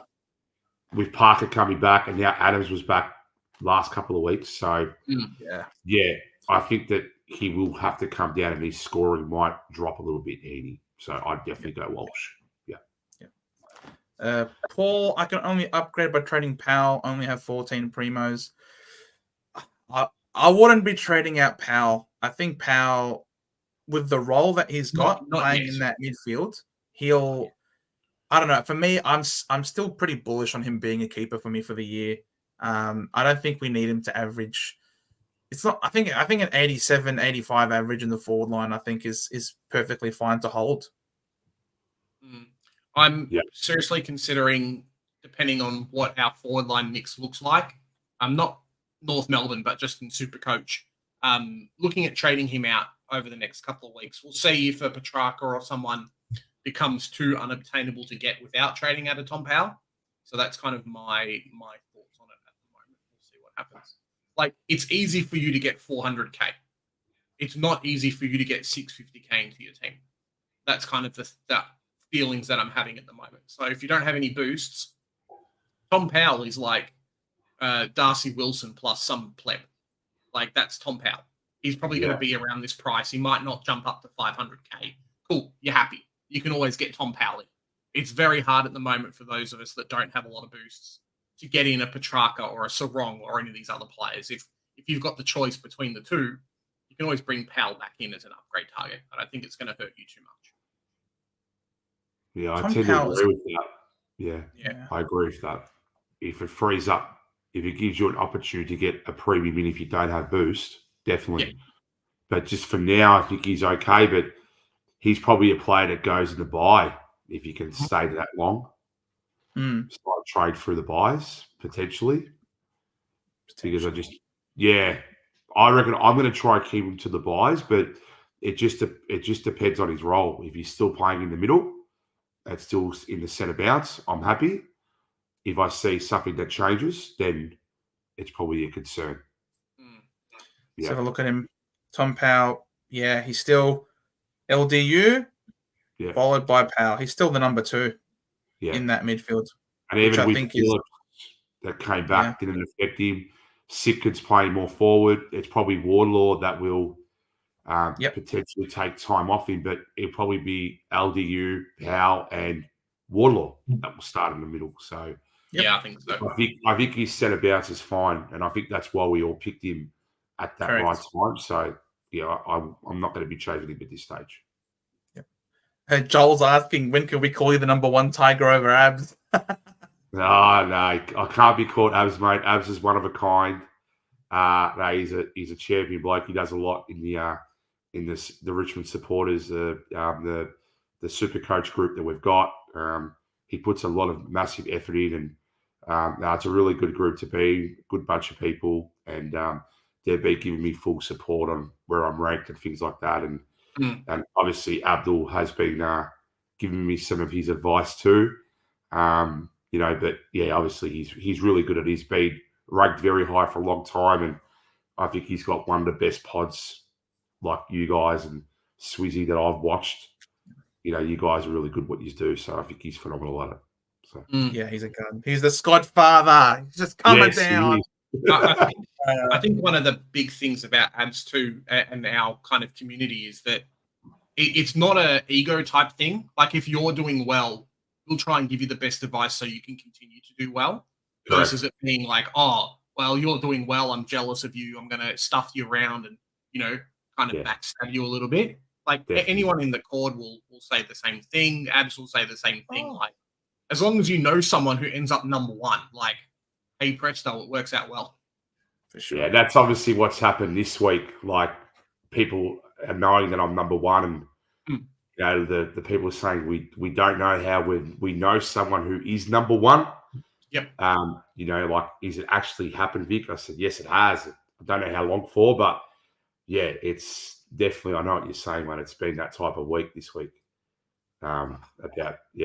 So Uncle Akka, mate, thank you so much for the dono. I did not have to Mate. do that. Same thing to you, Mikey. Thank you so much, guys. You are absolute legends. Much love to the both of you. We'll just try and see if we can rocket through some of these comments and try and catch up to where we were. Where are we up to now? Trade out Powell to get Walsh. It's my only way, says Uncle Akka. oh, It's his only way. Oh no. Do you're it. getting rid of one potential top 6 for another potential top 8 forward into middle. Yeah. Obviously, Walsh is a better player than Powell. Like, let's be honest, Yep. there's no real comparison. But Yep. it comes down, if you get Walsh, then who are you playing for Powell? And then who's your other player going to be? That's not Walsh. Plus, there's no Harley Reid this week. So Yes. our forward lines Harley are already Reid. a little bit bleaker this Harley week than Reid. usual. Yeah. He's way important now, Powell. Oh, mate, Powell's our hero. Should I trade Weir or Dempsey this week? Weir does have a break even of 33, but Dempsey has a high ceiling. I'd trade out Dempsey. Yeah. With Just Yeah. taking the Harley cash. Reid. Yeah. Yeah. With the Harley Reid news, I've kind of kept Dempsey a little bit longer. I think he's Yeah. going to carry me for a bit. Just kind of, it's why I'm okay with not getting in Sam Walsh this week and kind of doing the Matt Rowell trade, because Yeah. I need coverage. A lot of us have no players, so another forward doing okay is probably a good idea. Going into merit, boys. Let's go, Paulie. You're living the dream. Shawnee, your thoughts on Green? At one point, do you decide he's no longer a viable hold or any premium with a high break even? Yeah, Tom Green's fall from grace has been pretty shocking, hasn't it? Yeah, he played it. He didn't really play against, like, he had a really good preseason, and that's probably what people jumped on him. Finished off Yep. the season well last year, had a really good fixture with the potential buy. He played, there you go, West Coast, North. Yeah, so Collingwood. he had an easier fixture and scored really well. Yep. I think that these players like Green, Bont, even now English, because like a lot of people got rid of English last week because he had a break even of 190. Yeah, I think we know that they are premiums and they will bounce back. So you do get some right where you buy players and they make money, and you might get some wrong. You bought, Green was 640, now he's 590. Yep. At the end of the day, someone's going to be able to get it cheaper. Yep. But you have to back him in that he's going to be able to perform now. And I think you have to wait to buy if you're going to start doing correction trades, because then you probably will run out and maybe not be able to complete the team. Yeah, same thing. I always find it crazy because he's like a fantasy ambassador sort of thing. Like he's talking on a podcast that he's on, that he's in his fantasy team, and he knew that he didn't do very well in fantasy the week before. And I thought, oh, here we go. He's going to give us a good one. And then it's just like, what the heck is this, bro? Where is he? 82, 72. That's horrific. Well, it's the same problem we have with ball. Whitfield, right? Whitfield, Joe and I brought in, as opposed to a few other midfielders. And Whitfield's last couple of games haven't been fantastic. So it kind of mirrors Tom Green a little bit. Yeah. It is what it is. There you go. Look at this. I learned Vic was a super coach back in my Sky United days, and Vela Magic loves it. Yeah, I reckon that's Joshy Vela. I used to coach him, and I used to talk about super coach heaps back then as well. But now, how are you, Joshy? Yeah, mate. Yeah. How many trades and boosts left have you got, Victor? And I said last night, merit for medal and Essendon to win by 18. May God listen to the words that come out of your lips, fellow. I think the trade and boost will have to remain hush. I think people would roughly know where I'm situated looking at my team. I think just because there's a lot of people on my back, But I've got, if I give the Can't give away the information trade out, secret thing. look, you get targeted, so I've got to be careful. But look, I feel like I'm in a decent position, but I feel like that I've probably got similar trades and boosts to majority of people who have sort of the same premium level that what I have. And if they've got a little bit less, they might be able to work out sort of how many they have. Alex Sorry, asking mate. Jackson to Gorn. Sorry. Yeah, it's all right. That's fine, man. Jackson to Gorn, is it a good trade? Jackson's leaking cash and Gorn's too expensive. Gorn is very expensive. Some might say that Gorn is Gorn. Yeah. It's a tricky one. He'll beat this. He'll beat a 131 this week for sure. He will. So he's going to be over 700,000. Wow. Oy. And he started at 570? 580. Yeah. Wow. Zero a track with Clary back on ball. Does it take a hit on track? Supercoach production, asks Vin. For me, sorry, Joe. Yeah, track for me. It's all right. It's okay. I just see how it is. No, I think that for me, I just think that track's got X factor. Like he's got the ability to kick more goals. I think Merritt is kicking more goals this year, and that's probably why he's scoring a lot more than recent years. Yep. But yeah, look, I would rather watch Petrarca play than Merritt, so it would lead me to go to Petrarca. I'm pretty sure they both have a 14 bye. Yes, they do. Which obviously doesn't help me with my sort of situation. So, yeah, I would go truck over Merritt, but Merritt's had a phenomenal year. Yeah, I don't know how long Merritt can keep this up, but my opinion, I think that he's now in career best form. Like he's now averaging 123. He's only averaged 116 off your data there. Yep. So for me, it might be. He tends to be a post. He's historically been a post by phenom. So I mean, like last year, round 14 was his buy, and then for the rest of the season, went his really average, the 121. Yep.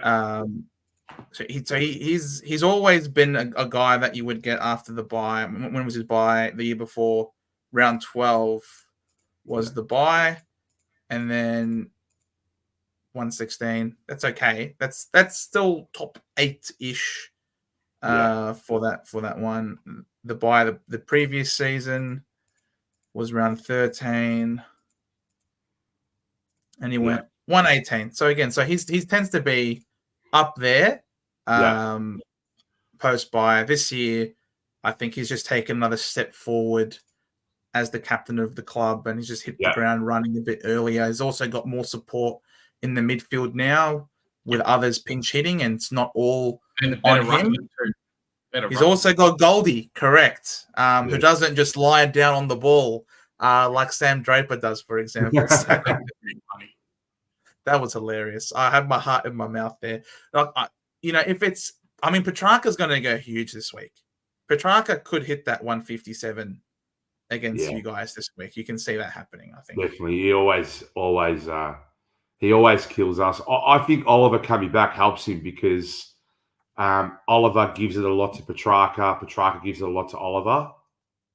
And Oliver's not at the same level this year. So I think that Petrarca has to step up because, he's probably one of the best players in Gorn. So I think Petrarca for me, but not by a lot, but I just like Petrarca better. The goal-kicking mids worth their weight in gold. Thoughts on Bailey Dale?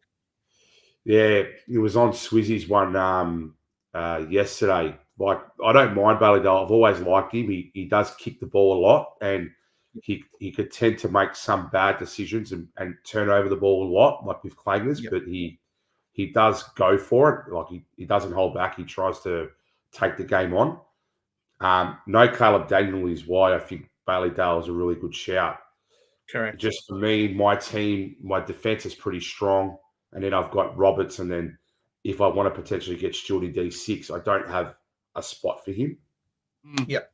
But as a POD, definitely 420,000 probably will take majority of the kick-ins, and it's really just him and JJ, and I think Ed Richards was playing in the middle, but now Libba comes back. So then what happens with that? Does he go back? And then Bramble. So there is some players that can take points off him, but he kicks the ball, and if he's effective, well, look at Luke Ryan. All he does is kicks, and that's why he scores high. Yeah. Yeah. Ed Richards was almost tagging Steele that game. So yeah, pretty much he did. Yeah. Free reign for Bailey Dale. Globes, how's it going, bro? Is Houston still a good price relative to his output? Yes. Yeah. I think anything over like 610, 620 is probably getting there. But right now, he's fantastic. Yeah. Sub 600K. He's got the Saints this week, who are dead last, conceding points to defenders. He hasn't gone under 100 all year just yet, just chugging away with some decent ones, and then he's just pops up every now and then and reminds you what he's capable of. And he's taken a lot more, and he's still taking a lot of kick-ins this year. Even though he's getting involved higher up the ground, he's still getting his share of kick-ins, which obviously helps maintain that floor. Yeah. He's top 6. He's a top 6 defender. Definitely. If you could bring anyone in, who are you bringing in? Matt. If you could bring in anyone. Joke's not. Max Gord. Max Gord. Probably Rao. Just based on the next 4 weeks with fixtures. You hear that, Joe? Matt Rao? You're not trading out Tuke Miller for Matt Rao, bro. You can't do It's that. happening. It's happening. No, don't do it, bro. Don't do it. That's hilarious. Laurie was subbed off with 42% TOG. That was Billings' game starting as the sub. Oh, okay. There you go. There you go. Yeah. Laurie, 125K forward. Worth the trade. No, Probably not. No. Blake Drury, the player is real. The price is real. The scores are shit. I love it, Jonas. Good to see you in, mate. I don't like bringing in players who are going to play in Tassie like Dawson or grounds like Darwin with Rao, just to feel. Wait, you don't like Rao and Darwin? I think he's more saying like these guys who play really well but in a specialized ground. Yeah, I think Rao and Darwin's very different though. I mean, Rao has... It hasn't stopped Rao from scoring well so far this year, playing at home or outside of this planet or at the SCG. Like, he doesn't mind so far where he's playing. Yeah, I don't know. I get what you're talking about. You just back in your gut, Mikey. There's no better way to play than just feeling something and backing it in. It's always so rewarding. Oscar, do you think Naismith is a good pick or go early on Bulldogs Garcia? No, I'd never go early on a Bulldog. Oscar, never go early on a Bulldog. You never know what you're going to get, mate. Leandre, up the Bombers again. Draper the GOAT. Love you, lads. Oh, cheers, Leandre. Much love. I don't know if he's the GOAT.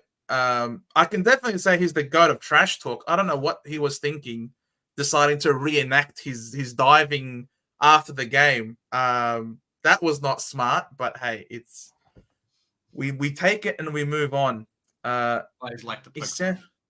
Is Sam Mitchell going to piss Joe off and start Mass as the sub this week? He probably will, Bella. Or subbed off very quick. Or subbed off very quick, as usual. Paul is in a bit of a pickle.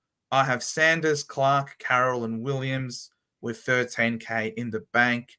Looks like it's a double Garcia kind of week.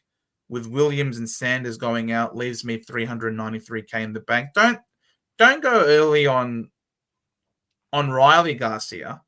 You don't even know if he's going to be named next week, and if he isn't, then you're left with a bag of you know what. So get Hugo Garcia, and if you don't have Biggie, get Biggie. Yeah, spot Harry, who should I get in? Raul, Walsh, Steele, or Petrarca?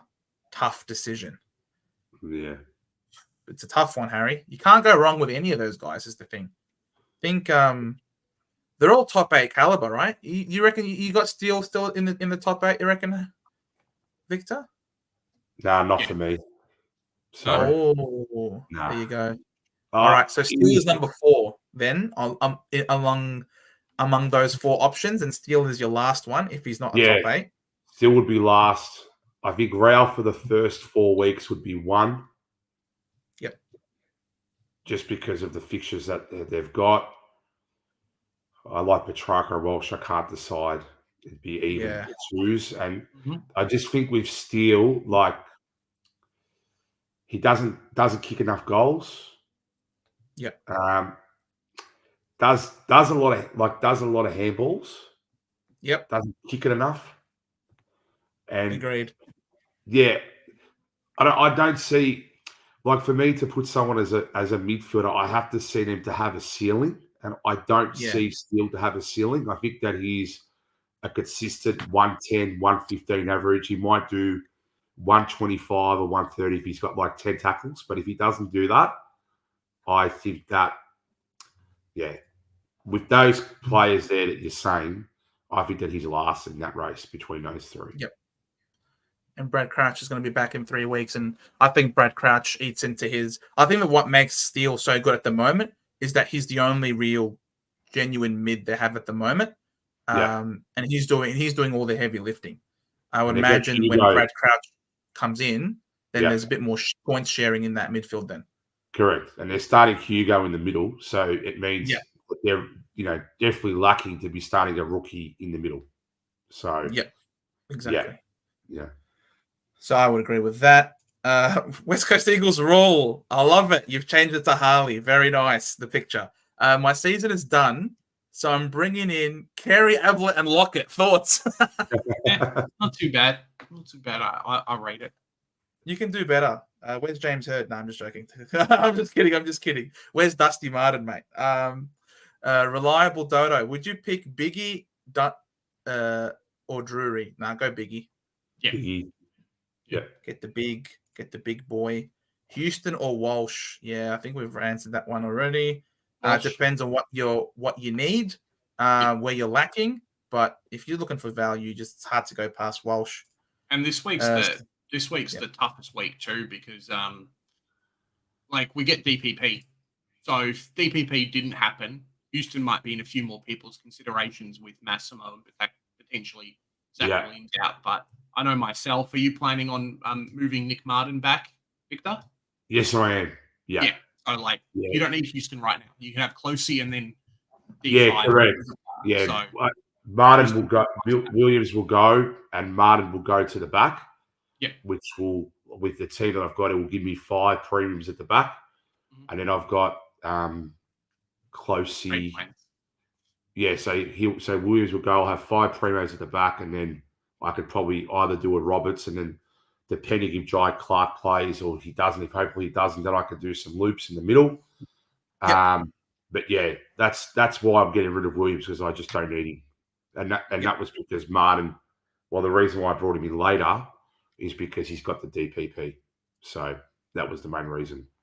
So look at this. Skits Fitz. How's it going, bro? Harley Reid out-rested this weekend. Pretty sure it was his birthday weekend, and he is the Prince of Perth now. Big weekend, perhaps. Wouldn't surprise me. I love it. I love it. Happy birthday to Harley. Jimmy, best cheaper potential premiums out of McRae, Adams. Oh, it's got to be Zorko. Yeah. Yeah, I think the other two. I think Adams is going to surprise a few people, but definitely you need Zorko. Yeah. Okay. As a Richmond fan, do you have any faith in Tom Brown as a player? I have to field him this week because Stewart's down. Yeah, I reckon he's okay. Look, I think now we've read out and now going to a 22, regardless of how many trades, even if you've got no boost left, there's no possible way you could have 16, 17, 18 primos. I think it's be pretty hard. You had to have had all the luck and no real side trades. So I think a lot of people are going to be playing players like rookies, and it's just about trying to pick the right ones and getting lucky 100%. that they score more than the other. So if Tom Brown's who you have to do, well, you just hope that he gets a 60 or 70, and Stewart, you just have to wait for him or you get rid of him. It's your decision what you do there. Yep. We're all in the same boat together, Nemo. Do you get it? We're in the boat because his name is Nemo. Okay, probably shouldn't have explained it. Aussie, I'm in a pickle. Still have Williams. Wait, did we not? Did we read one? Someone else? Another one in a pickle. Williams, Carroll, Sanders, all in the team and have to go. But now with the McAuliffe drop, is Biggie an option and worth going Carroll to him? Yes. Depends if he's named. It depends if it's named, but yeah, do the trade. Of course. Yeah. Of course. Don't trade Biggie in if he's not named. That's for sure. And if you don't have Garcia, you put him in. Correct. Yeah. 100%. Mariam, if Oliver comes good, trading both Track and Oliver would stuff up the buys. Thoughts? If he comes good, it's very hard to miss him out at 500k. Yeah. At that price, it's ridiculous. Yeah. Because what's is he going to be sub 500, Clayton Oliver? I think so. Yeah, he's already 502 at the moment. 160 break even. Yep. Yeah. You would have to want to see something though before you jump on him. I feel like if he's continuing with some 60s, you want to see how he recovers because he had surgery on his hand, didn't he? Yeah. You want to see some eye. He has to pass the eye test. I think you can't. He's not obviously. It doesn't have to be a great score, but if he passes the eye test and he's looking good, he's handling the ball well. Maybe he clanged it up a particular game. But you could tell from the eye test that he looks ready to tear it up. I reckon it becomes impossible not to get him in at that price. Dash, thoughts on Jai Caldwell? I can't recommend it completely, Dash. I just don't know what our best mix is going to be in Brad Scott's eyes. Obviously, I love the midfield mix as we currently have it. Merritt, Parrish, Durham, and Draper, Durham and Colders. I think they've all been great. The defensive work that they do is awesome. Like, Colders had 10 tackles on the weekend. Durham had 9 tackles. So that's awesome. This is stuff that we've missed for a long time. But he's only got the boost in the CBAs after Perkins did his hammy in this game against Port. So before that, we were running Archie Perkins a lot more in the midfield because we're trying to groom Archie to be the next stringer.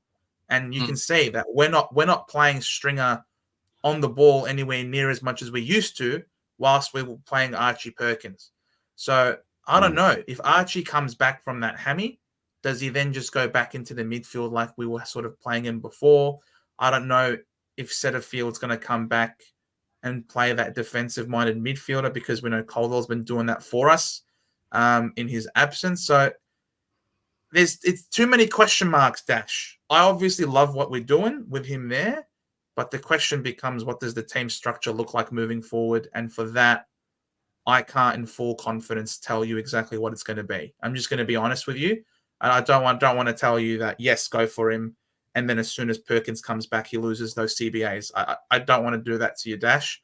You're just going to have to back your gut. And we're going to keep tracking and seeing what Brad Scott has to say about our current midfield mix. Yep. Big fan of content. Judging a halfback based on how they played versus St Kilda is like thinking Nathan Brown is a good boxer because he bashed up Kane. Yes, true. Thoughts on Dogger? Feels like I missed the trading boat, but trading him could offer more points because he could go Dogger to Houston. Probably wouldn't do that, Josh.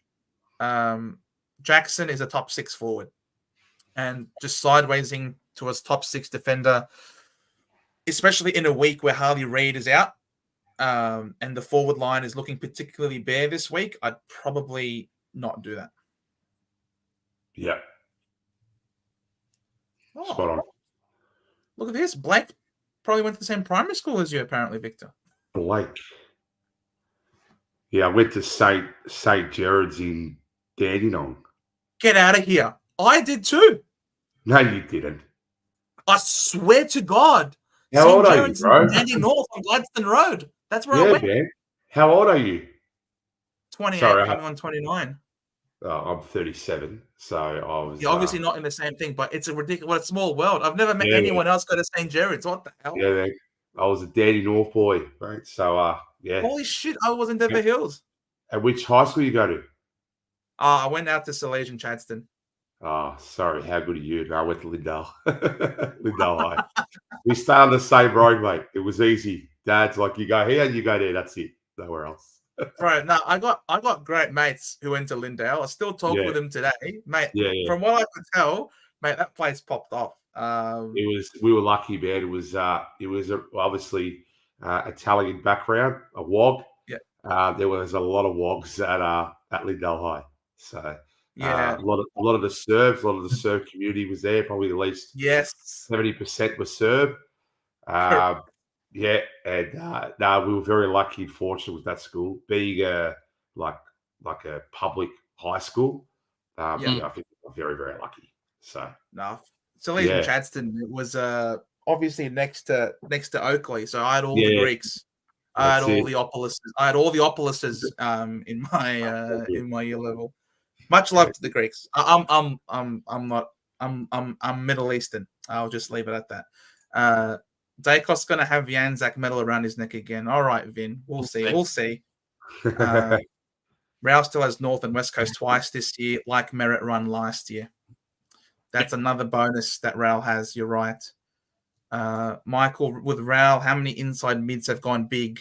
125 plus against the Eagles.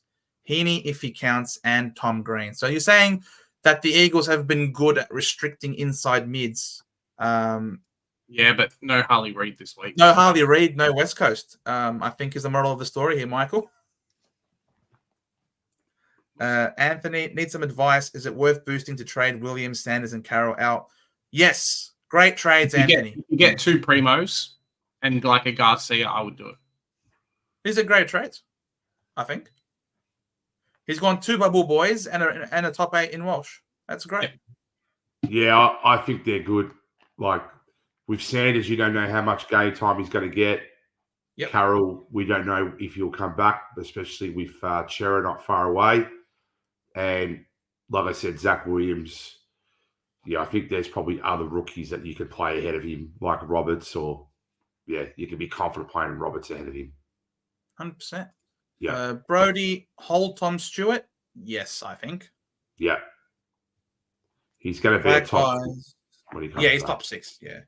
Thought on going Massimo and Williams to LDU and Hugo Garcia. Don't have enough money to get Walsh and still have Dawson after starting him.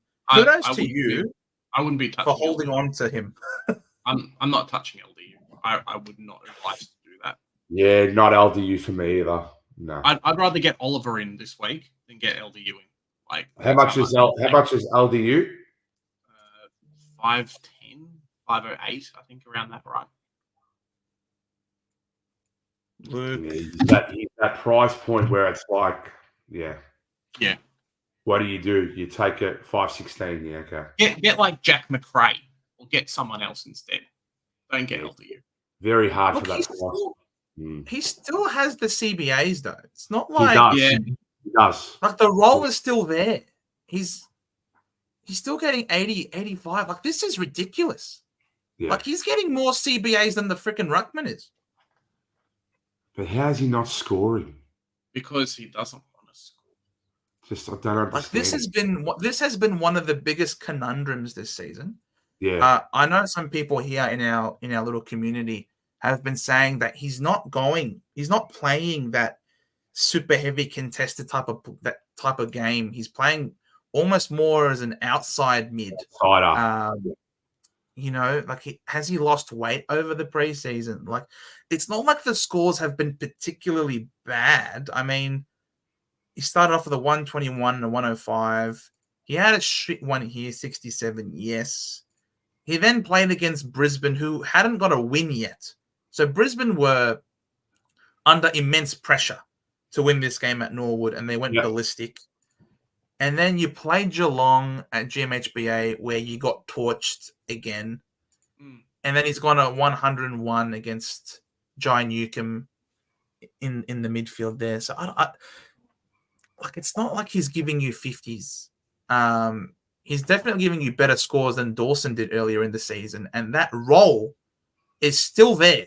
Like it's got to turn. Surely it's got to turn, right? Maybe. Yeah. You come with a good point. Maybe it is a good trade. For 107 break even. If you can't get no one else. Yeah. Like, I guess you can buy him and then you can potentially get rid of him with the buys and upgrade him. And all he really has to do is maybe do a 130 or a 135 one game, and then he might be able to go up to maybe 560, 570, and then you're going to be able to hopefully palm him off to one of the big boys, maybe. Yeah, he's got Adelaide, who are currently ranked 17th against mids, so that's pretty favourable. And then he's got the Saints at Marvel. Yep. Pretty sure he likes to play at Marvel. Yep. And then he goes up to Darwin to play. Hopefully by then he's developed a backbone. And because he's going to need it. Because he's going to need it against Matt Rowell in those Dewey conditions. So yeah, who knows? No, not a bad shout. If you haven't started with him, it might be a time. Like I said, I think it's a lot to do with timing when you bringing players in. Correct. It might be the right time. Houston took 29 kick-ins last year. He's already had 16 this year. Yeah, good sign. Good sign. B, do I get Track and 2 rookies, or Walsh and Dawson and a rookie? Well, there's probably only 1 or 2 really good rookies anyway. So unless you didn't go early on a biggie new one, like I wouldn't be forcing anything. I think at this point it really does feel like you need to bring in the good players. Can you get a Walsh and a Houston? I would 100% do that if you can make that happen. I'd go Track and the 2 rookies. Huh? I'd go Track and the 2 rookies because I don't know what other rookies we got coming up. I think you just got to take the rookies as they come. We're going to need the cash gen. I think. So it's pretty important to be able to finish off your teams. Plus, Track's going to go bananas this week against Richmond. I'm sorry, Victor. That's all right, mate. He definitely is. Rowell or Walsh? Rowell being better, but Walsh has the price and the back problems.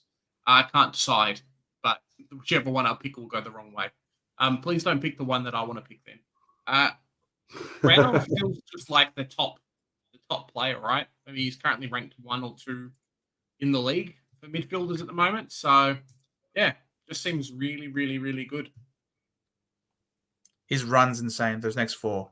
Like, if it wasn't for the next 4 being as they are, I think the decision would be a lot easier to go with Walsh, I think. Yeah. But just the run, and if he goes as projected, the price that he's going to get to, it just makes it hard to fade at this point. He looks like a top 8 type of mid without necessarily dominating. I don't think he had a lot of the pill last week. I think he only had like 20 touches. And he still went over 120. Like he doesn't, because what he does is all just purely contested in nature. I don't know. And he's just playing with a chip on his shoulder. Yeah. Where are the stats? This looks bizarre. I don't know. This is I don't really, like I've the page is there, but there are no numbers. Like what the hell's going on? Only 20 touches. But he just supplements it with 12 tackles if you don't mind. You know what I mean? That's where he's been able to get the 120. Yeah. 8 tackles, 3 tackles, 8 tackles, 10 tackles. Like it's... Yeah. He's a machine. Good. Yeah. He's a machine. Bailey's asking here, hey guys, not sure if you answered my question. Would you rather trade in this week Zorko, Nick Martin, or go for a Shai Bolton as a pod? Zorko. Nick Martin or Zorko for me. Nick Martin DPP works. Hopefully ends up being a backline keeper. Yeah. Who would you guys pick if you had to pick one of the 3? Well, I've got Zorko and Nick Martin. I don't mind Bolton. Like, we got no one. Like, we don't. Taranto is probably 4 to 5 weeks away. Hopper will probably play this week and then probably get injured because he's just always injured. 2 games and he gets injured. Martin's not the same player anymore. Love Dusty, but he's not the same player. Thompson Dow. I think he's our A grader. So I feel like that if we're gonna get points and trouble teams, it's gonna be him playing a blinder. And he has went over 300s in the last 3 rounds. Yeah, I'm pretty sure he has. He went because he's averaging 99 and he is the 7th forward at the moment. And I feel like there's a couple of forwards ahead of him that I reckon will drop off. So he's definitely a shout for top 6 forward. And he kicks goals. Maybe we'll power through the next few questions because I think I need to get... At 556, though, would you pick him over a Zorko time? Probably not. It's 547. No, because Zorko's got the backline role. Yeah. And then Bolton might have the role where he potentially then might, when we get players back, then he might go forward. But I think for the first 4 or 5 weeks of short term, I think Bolton's a really good shout. Yeah, but to keep as a keeper though, I think Zorko Zorko's ranked number 3 forward, so yeah, probably Zorko. And he's cheaper as well. Yeah, which is ridiculous. Zorko versus Dawson. Zorko done. Zorko. Yeah.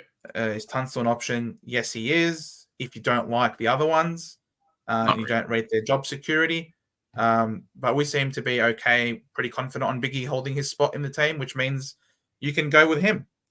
Yeah. Flag Pies, VCC combination. If you have Gawn, then VC Gawn without a shadow of a doubt.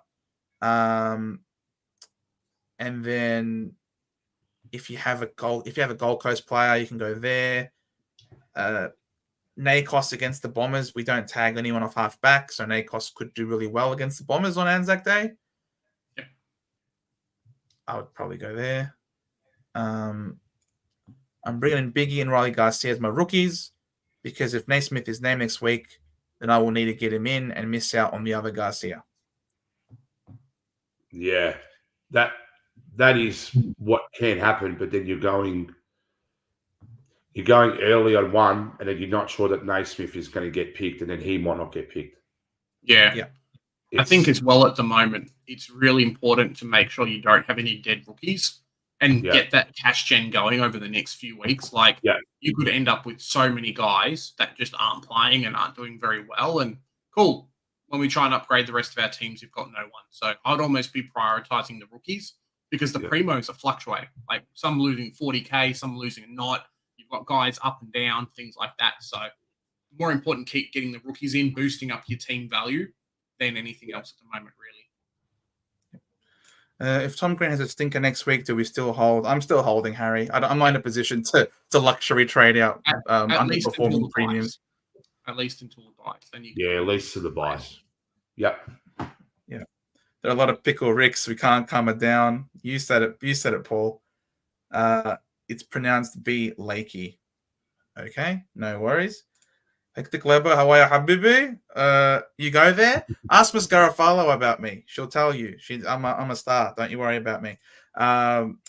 You couldn't pay me enough to bring in Biggie. Really? Okay. All right. So what's up, Hippo? Hey, Hippo. How's it going, brother? Thanks for coming on, man. Victor, I think we grew up on the same street. Also have the same mother's maiden name. You're pretty funny, bro. Advice on rookies. I'm trying to think advice on rookies this week. Get the ones who you think have got decent job security. Yeah. Garcia. Don't go early. Correct. Garcia's number 1. Maybe Biggie number 2. Probably Tunstall number 3. And then number 4, maybe the other one, Drury. LD, you getting tagged more, I believe. Fair enough. Yeah, the Catters, congratulations. Brian Myers, probably not Sumati, no. You want to pick either premiums, top of their lines, or moneymakers. Brian Myers is neither of those things. Do you reckon Matty Roberts could be a keeper? Potentially. He's at least going to get to 450 plus K. Yeah. That's what he does. Straight swap plus a rookie to a primo. So I'd be happy If with that. we get fortunate enough that we, I know, avoid heavy premium injuries, he could definitely be a D7. Yep. Like, towards the end of it, if you've got potentials to do loops and things like that,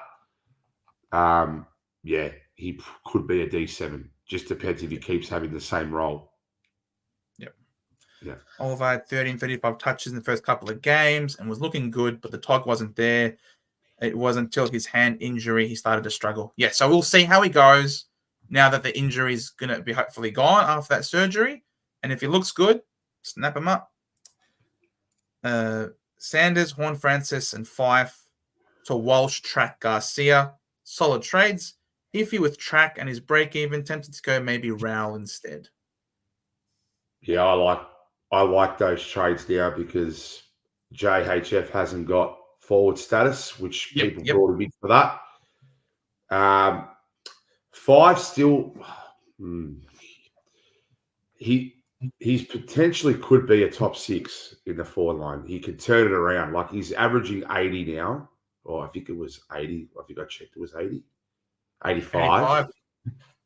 He's flying under the radar, Five. Like he had a 40-point quarter and got to 89 on the weekend, or 30-point quarter or something like that. He's playing on the ball. So, he's not. Last year he was playing more forward. He's playing on the ball now. And even with Hayden Young being in there, he's playing on the ball. So, I'm pretty upset that I did get rid of Five, but that was the only way to get Zorko. So, but you did all right. I probably would keep Five. If you've got a potential to get rid of another player, I would probably do that in front of going for Five. I'd probably keep him. He's just got the money on him, I imagine, is part of what makes it so good. Being able to get both Walsh and Track, who both going to be top 8, like that's pretty ridiculous. Like you're trading out a rookie and 2 mid prices. For 2 Uber premiums and a rookie. I like those trades, Vinny. Those I think those are great. I know you could go Rowell, who's a bit more expensive, yes, and has a great run. But if you don't have a Gauntlap this week, then Petrarca makes a great VC. Yep. Harley Reid is out. Yes, you can say that again, McLean. Tom Green got split at training. Had stitches in and will still play with them this week before they come out. Brisbane are grubs. They'll split him again this week. We'll see. Interesting. Is that why he had the headband? I did not know that. Bella's saying Clary's almost a must-have. Maybe just too cheap, but I think we just have to wait. I'm not going to pick him up until I see like a real improvement. The hand thing's still a big problem. Harry's asking here, thoughts on Rowell in, Garcia and new one in, so Biggie in for Massimo Williams and Josh Draper. I don't mind it. I think Draper's in a bit of trouble and probably isn't going to make much more money. So, something to be careful for there, guys. Not bad trades. I assume he's got some money left over as well. But obviously, no Walsh this week. He's making more of the money. Where Rowell's got a break even of 115 or 120. So 105, I think, for Matt Rowell. Oh, he's 105. Okay. Yeah. But I think what's Walsh's figure? It's 35, is it? Or Yeah, Walsh is it 33? 33. Walsh. Yeah. I think it was 33 from memory. Yes, it is. Yeah, so if he does a 132, he goes up 45 grand. Yep. So he'll be over 6 if he does that. Yeah. Luke's saying here doesn't want Zorko, but already has Biggie. That's the new thing. Need new rookies to show up. So probably have Naismith potentially next week. Might have a couple of others. We'll see. There was the Brisbane one that I mentioned. Yeah, that's true as well. There's Drury, or there's also I've got his name. Was it Tunstall? Yeah. Tunstall. There'll be a time roughly around 16 where we can trade Roberts to Oliver. Yeah, potentially. We'll see what happens there. I think Grundy, you might be able to trade to English and make some money too. So we'll see what happens. Brad, Mate, there you you got a fellow Tiger here, Brad, the Super Coach Bro, runs a Yeah. YouTube channel. on you, Brad. Shawnee, thanks for coming on. Really appreciate it. We've managed to get through all the comments now. In 2 hours, I think we've smashed it out. Do you think? I think this might be the last comment here. Do you think Dempsey can reset his break even through an 80+ score at the MCG this week? Look, he'll give himself a shot.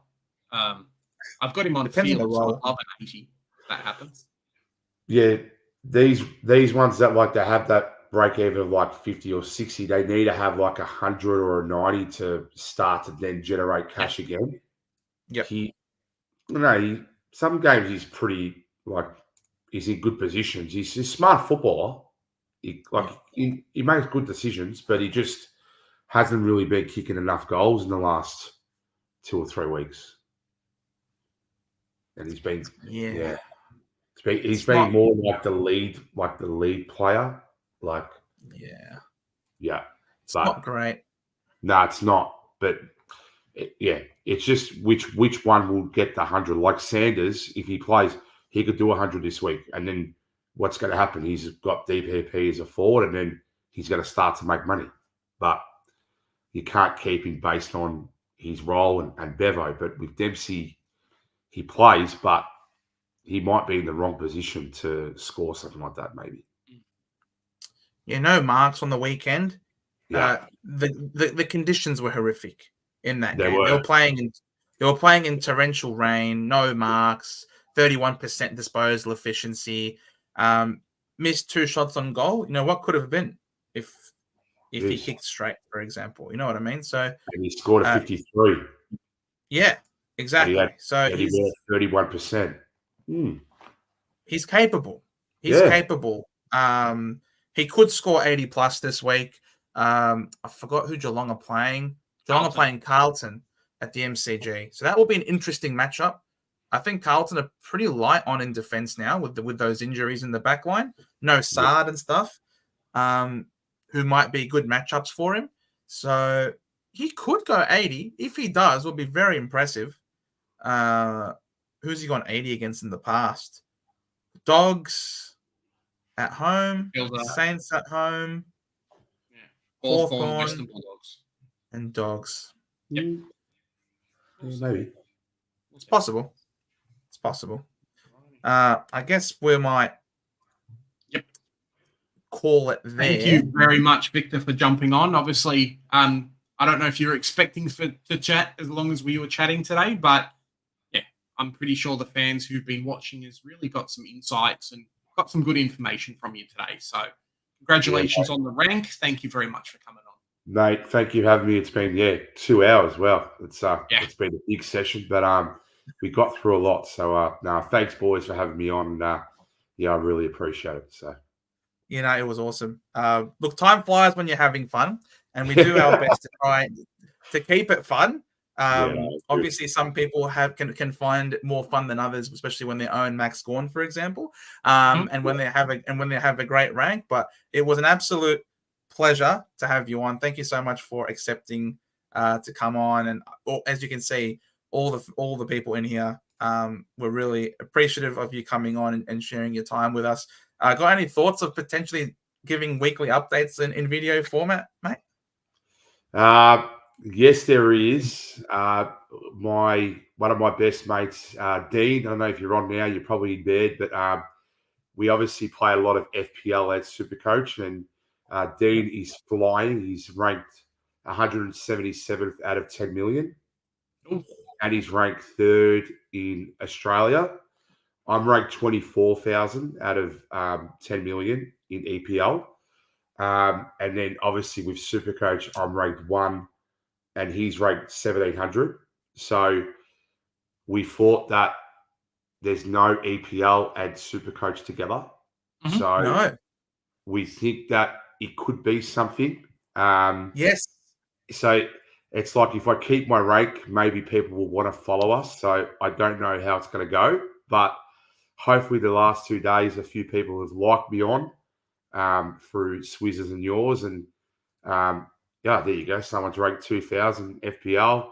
There you go. Lukey will watch your stuff, Victor. Lukey will watch your stuff. You gotta start doing it, mate. Yeah, so we have got a name in the works at the moment. I can't go to too much detail yet because we might change it. But yeah, let us know, and if I do have to, get it out there, I probably will ask you, Joe and Big J, if you could get our channel out. We'll promote anything you put out.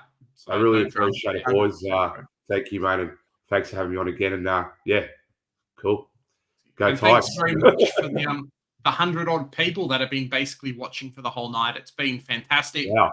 Awesome. Tomorrow's live stream, obviously the drive home is moving from Thursday to Wednesday because there's a Thursday game and Wednesday game as well. So stay tuned for that. 5:30 tomorrow afternoon. Should be a lot of fun. If you haven't already, check out our break evens video as well. That is out on the channel. We will see you guys tomorrow. Exactly. Make sure you hit the like button. Obviously, it will greatly help the algorithm, all that wonderful systemic stuff here on YouTube. So hit that like button.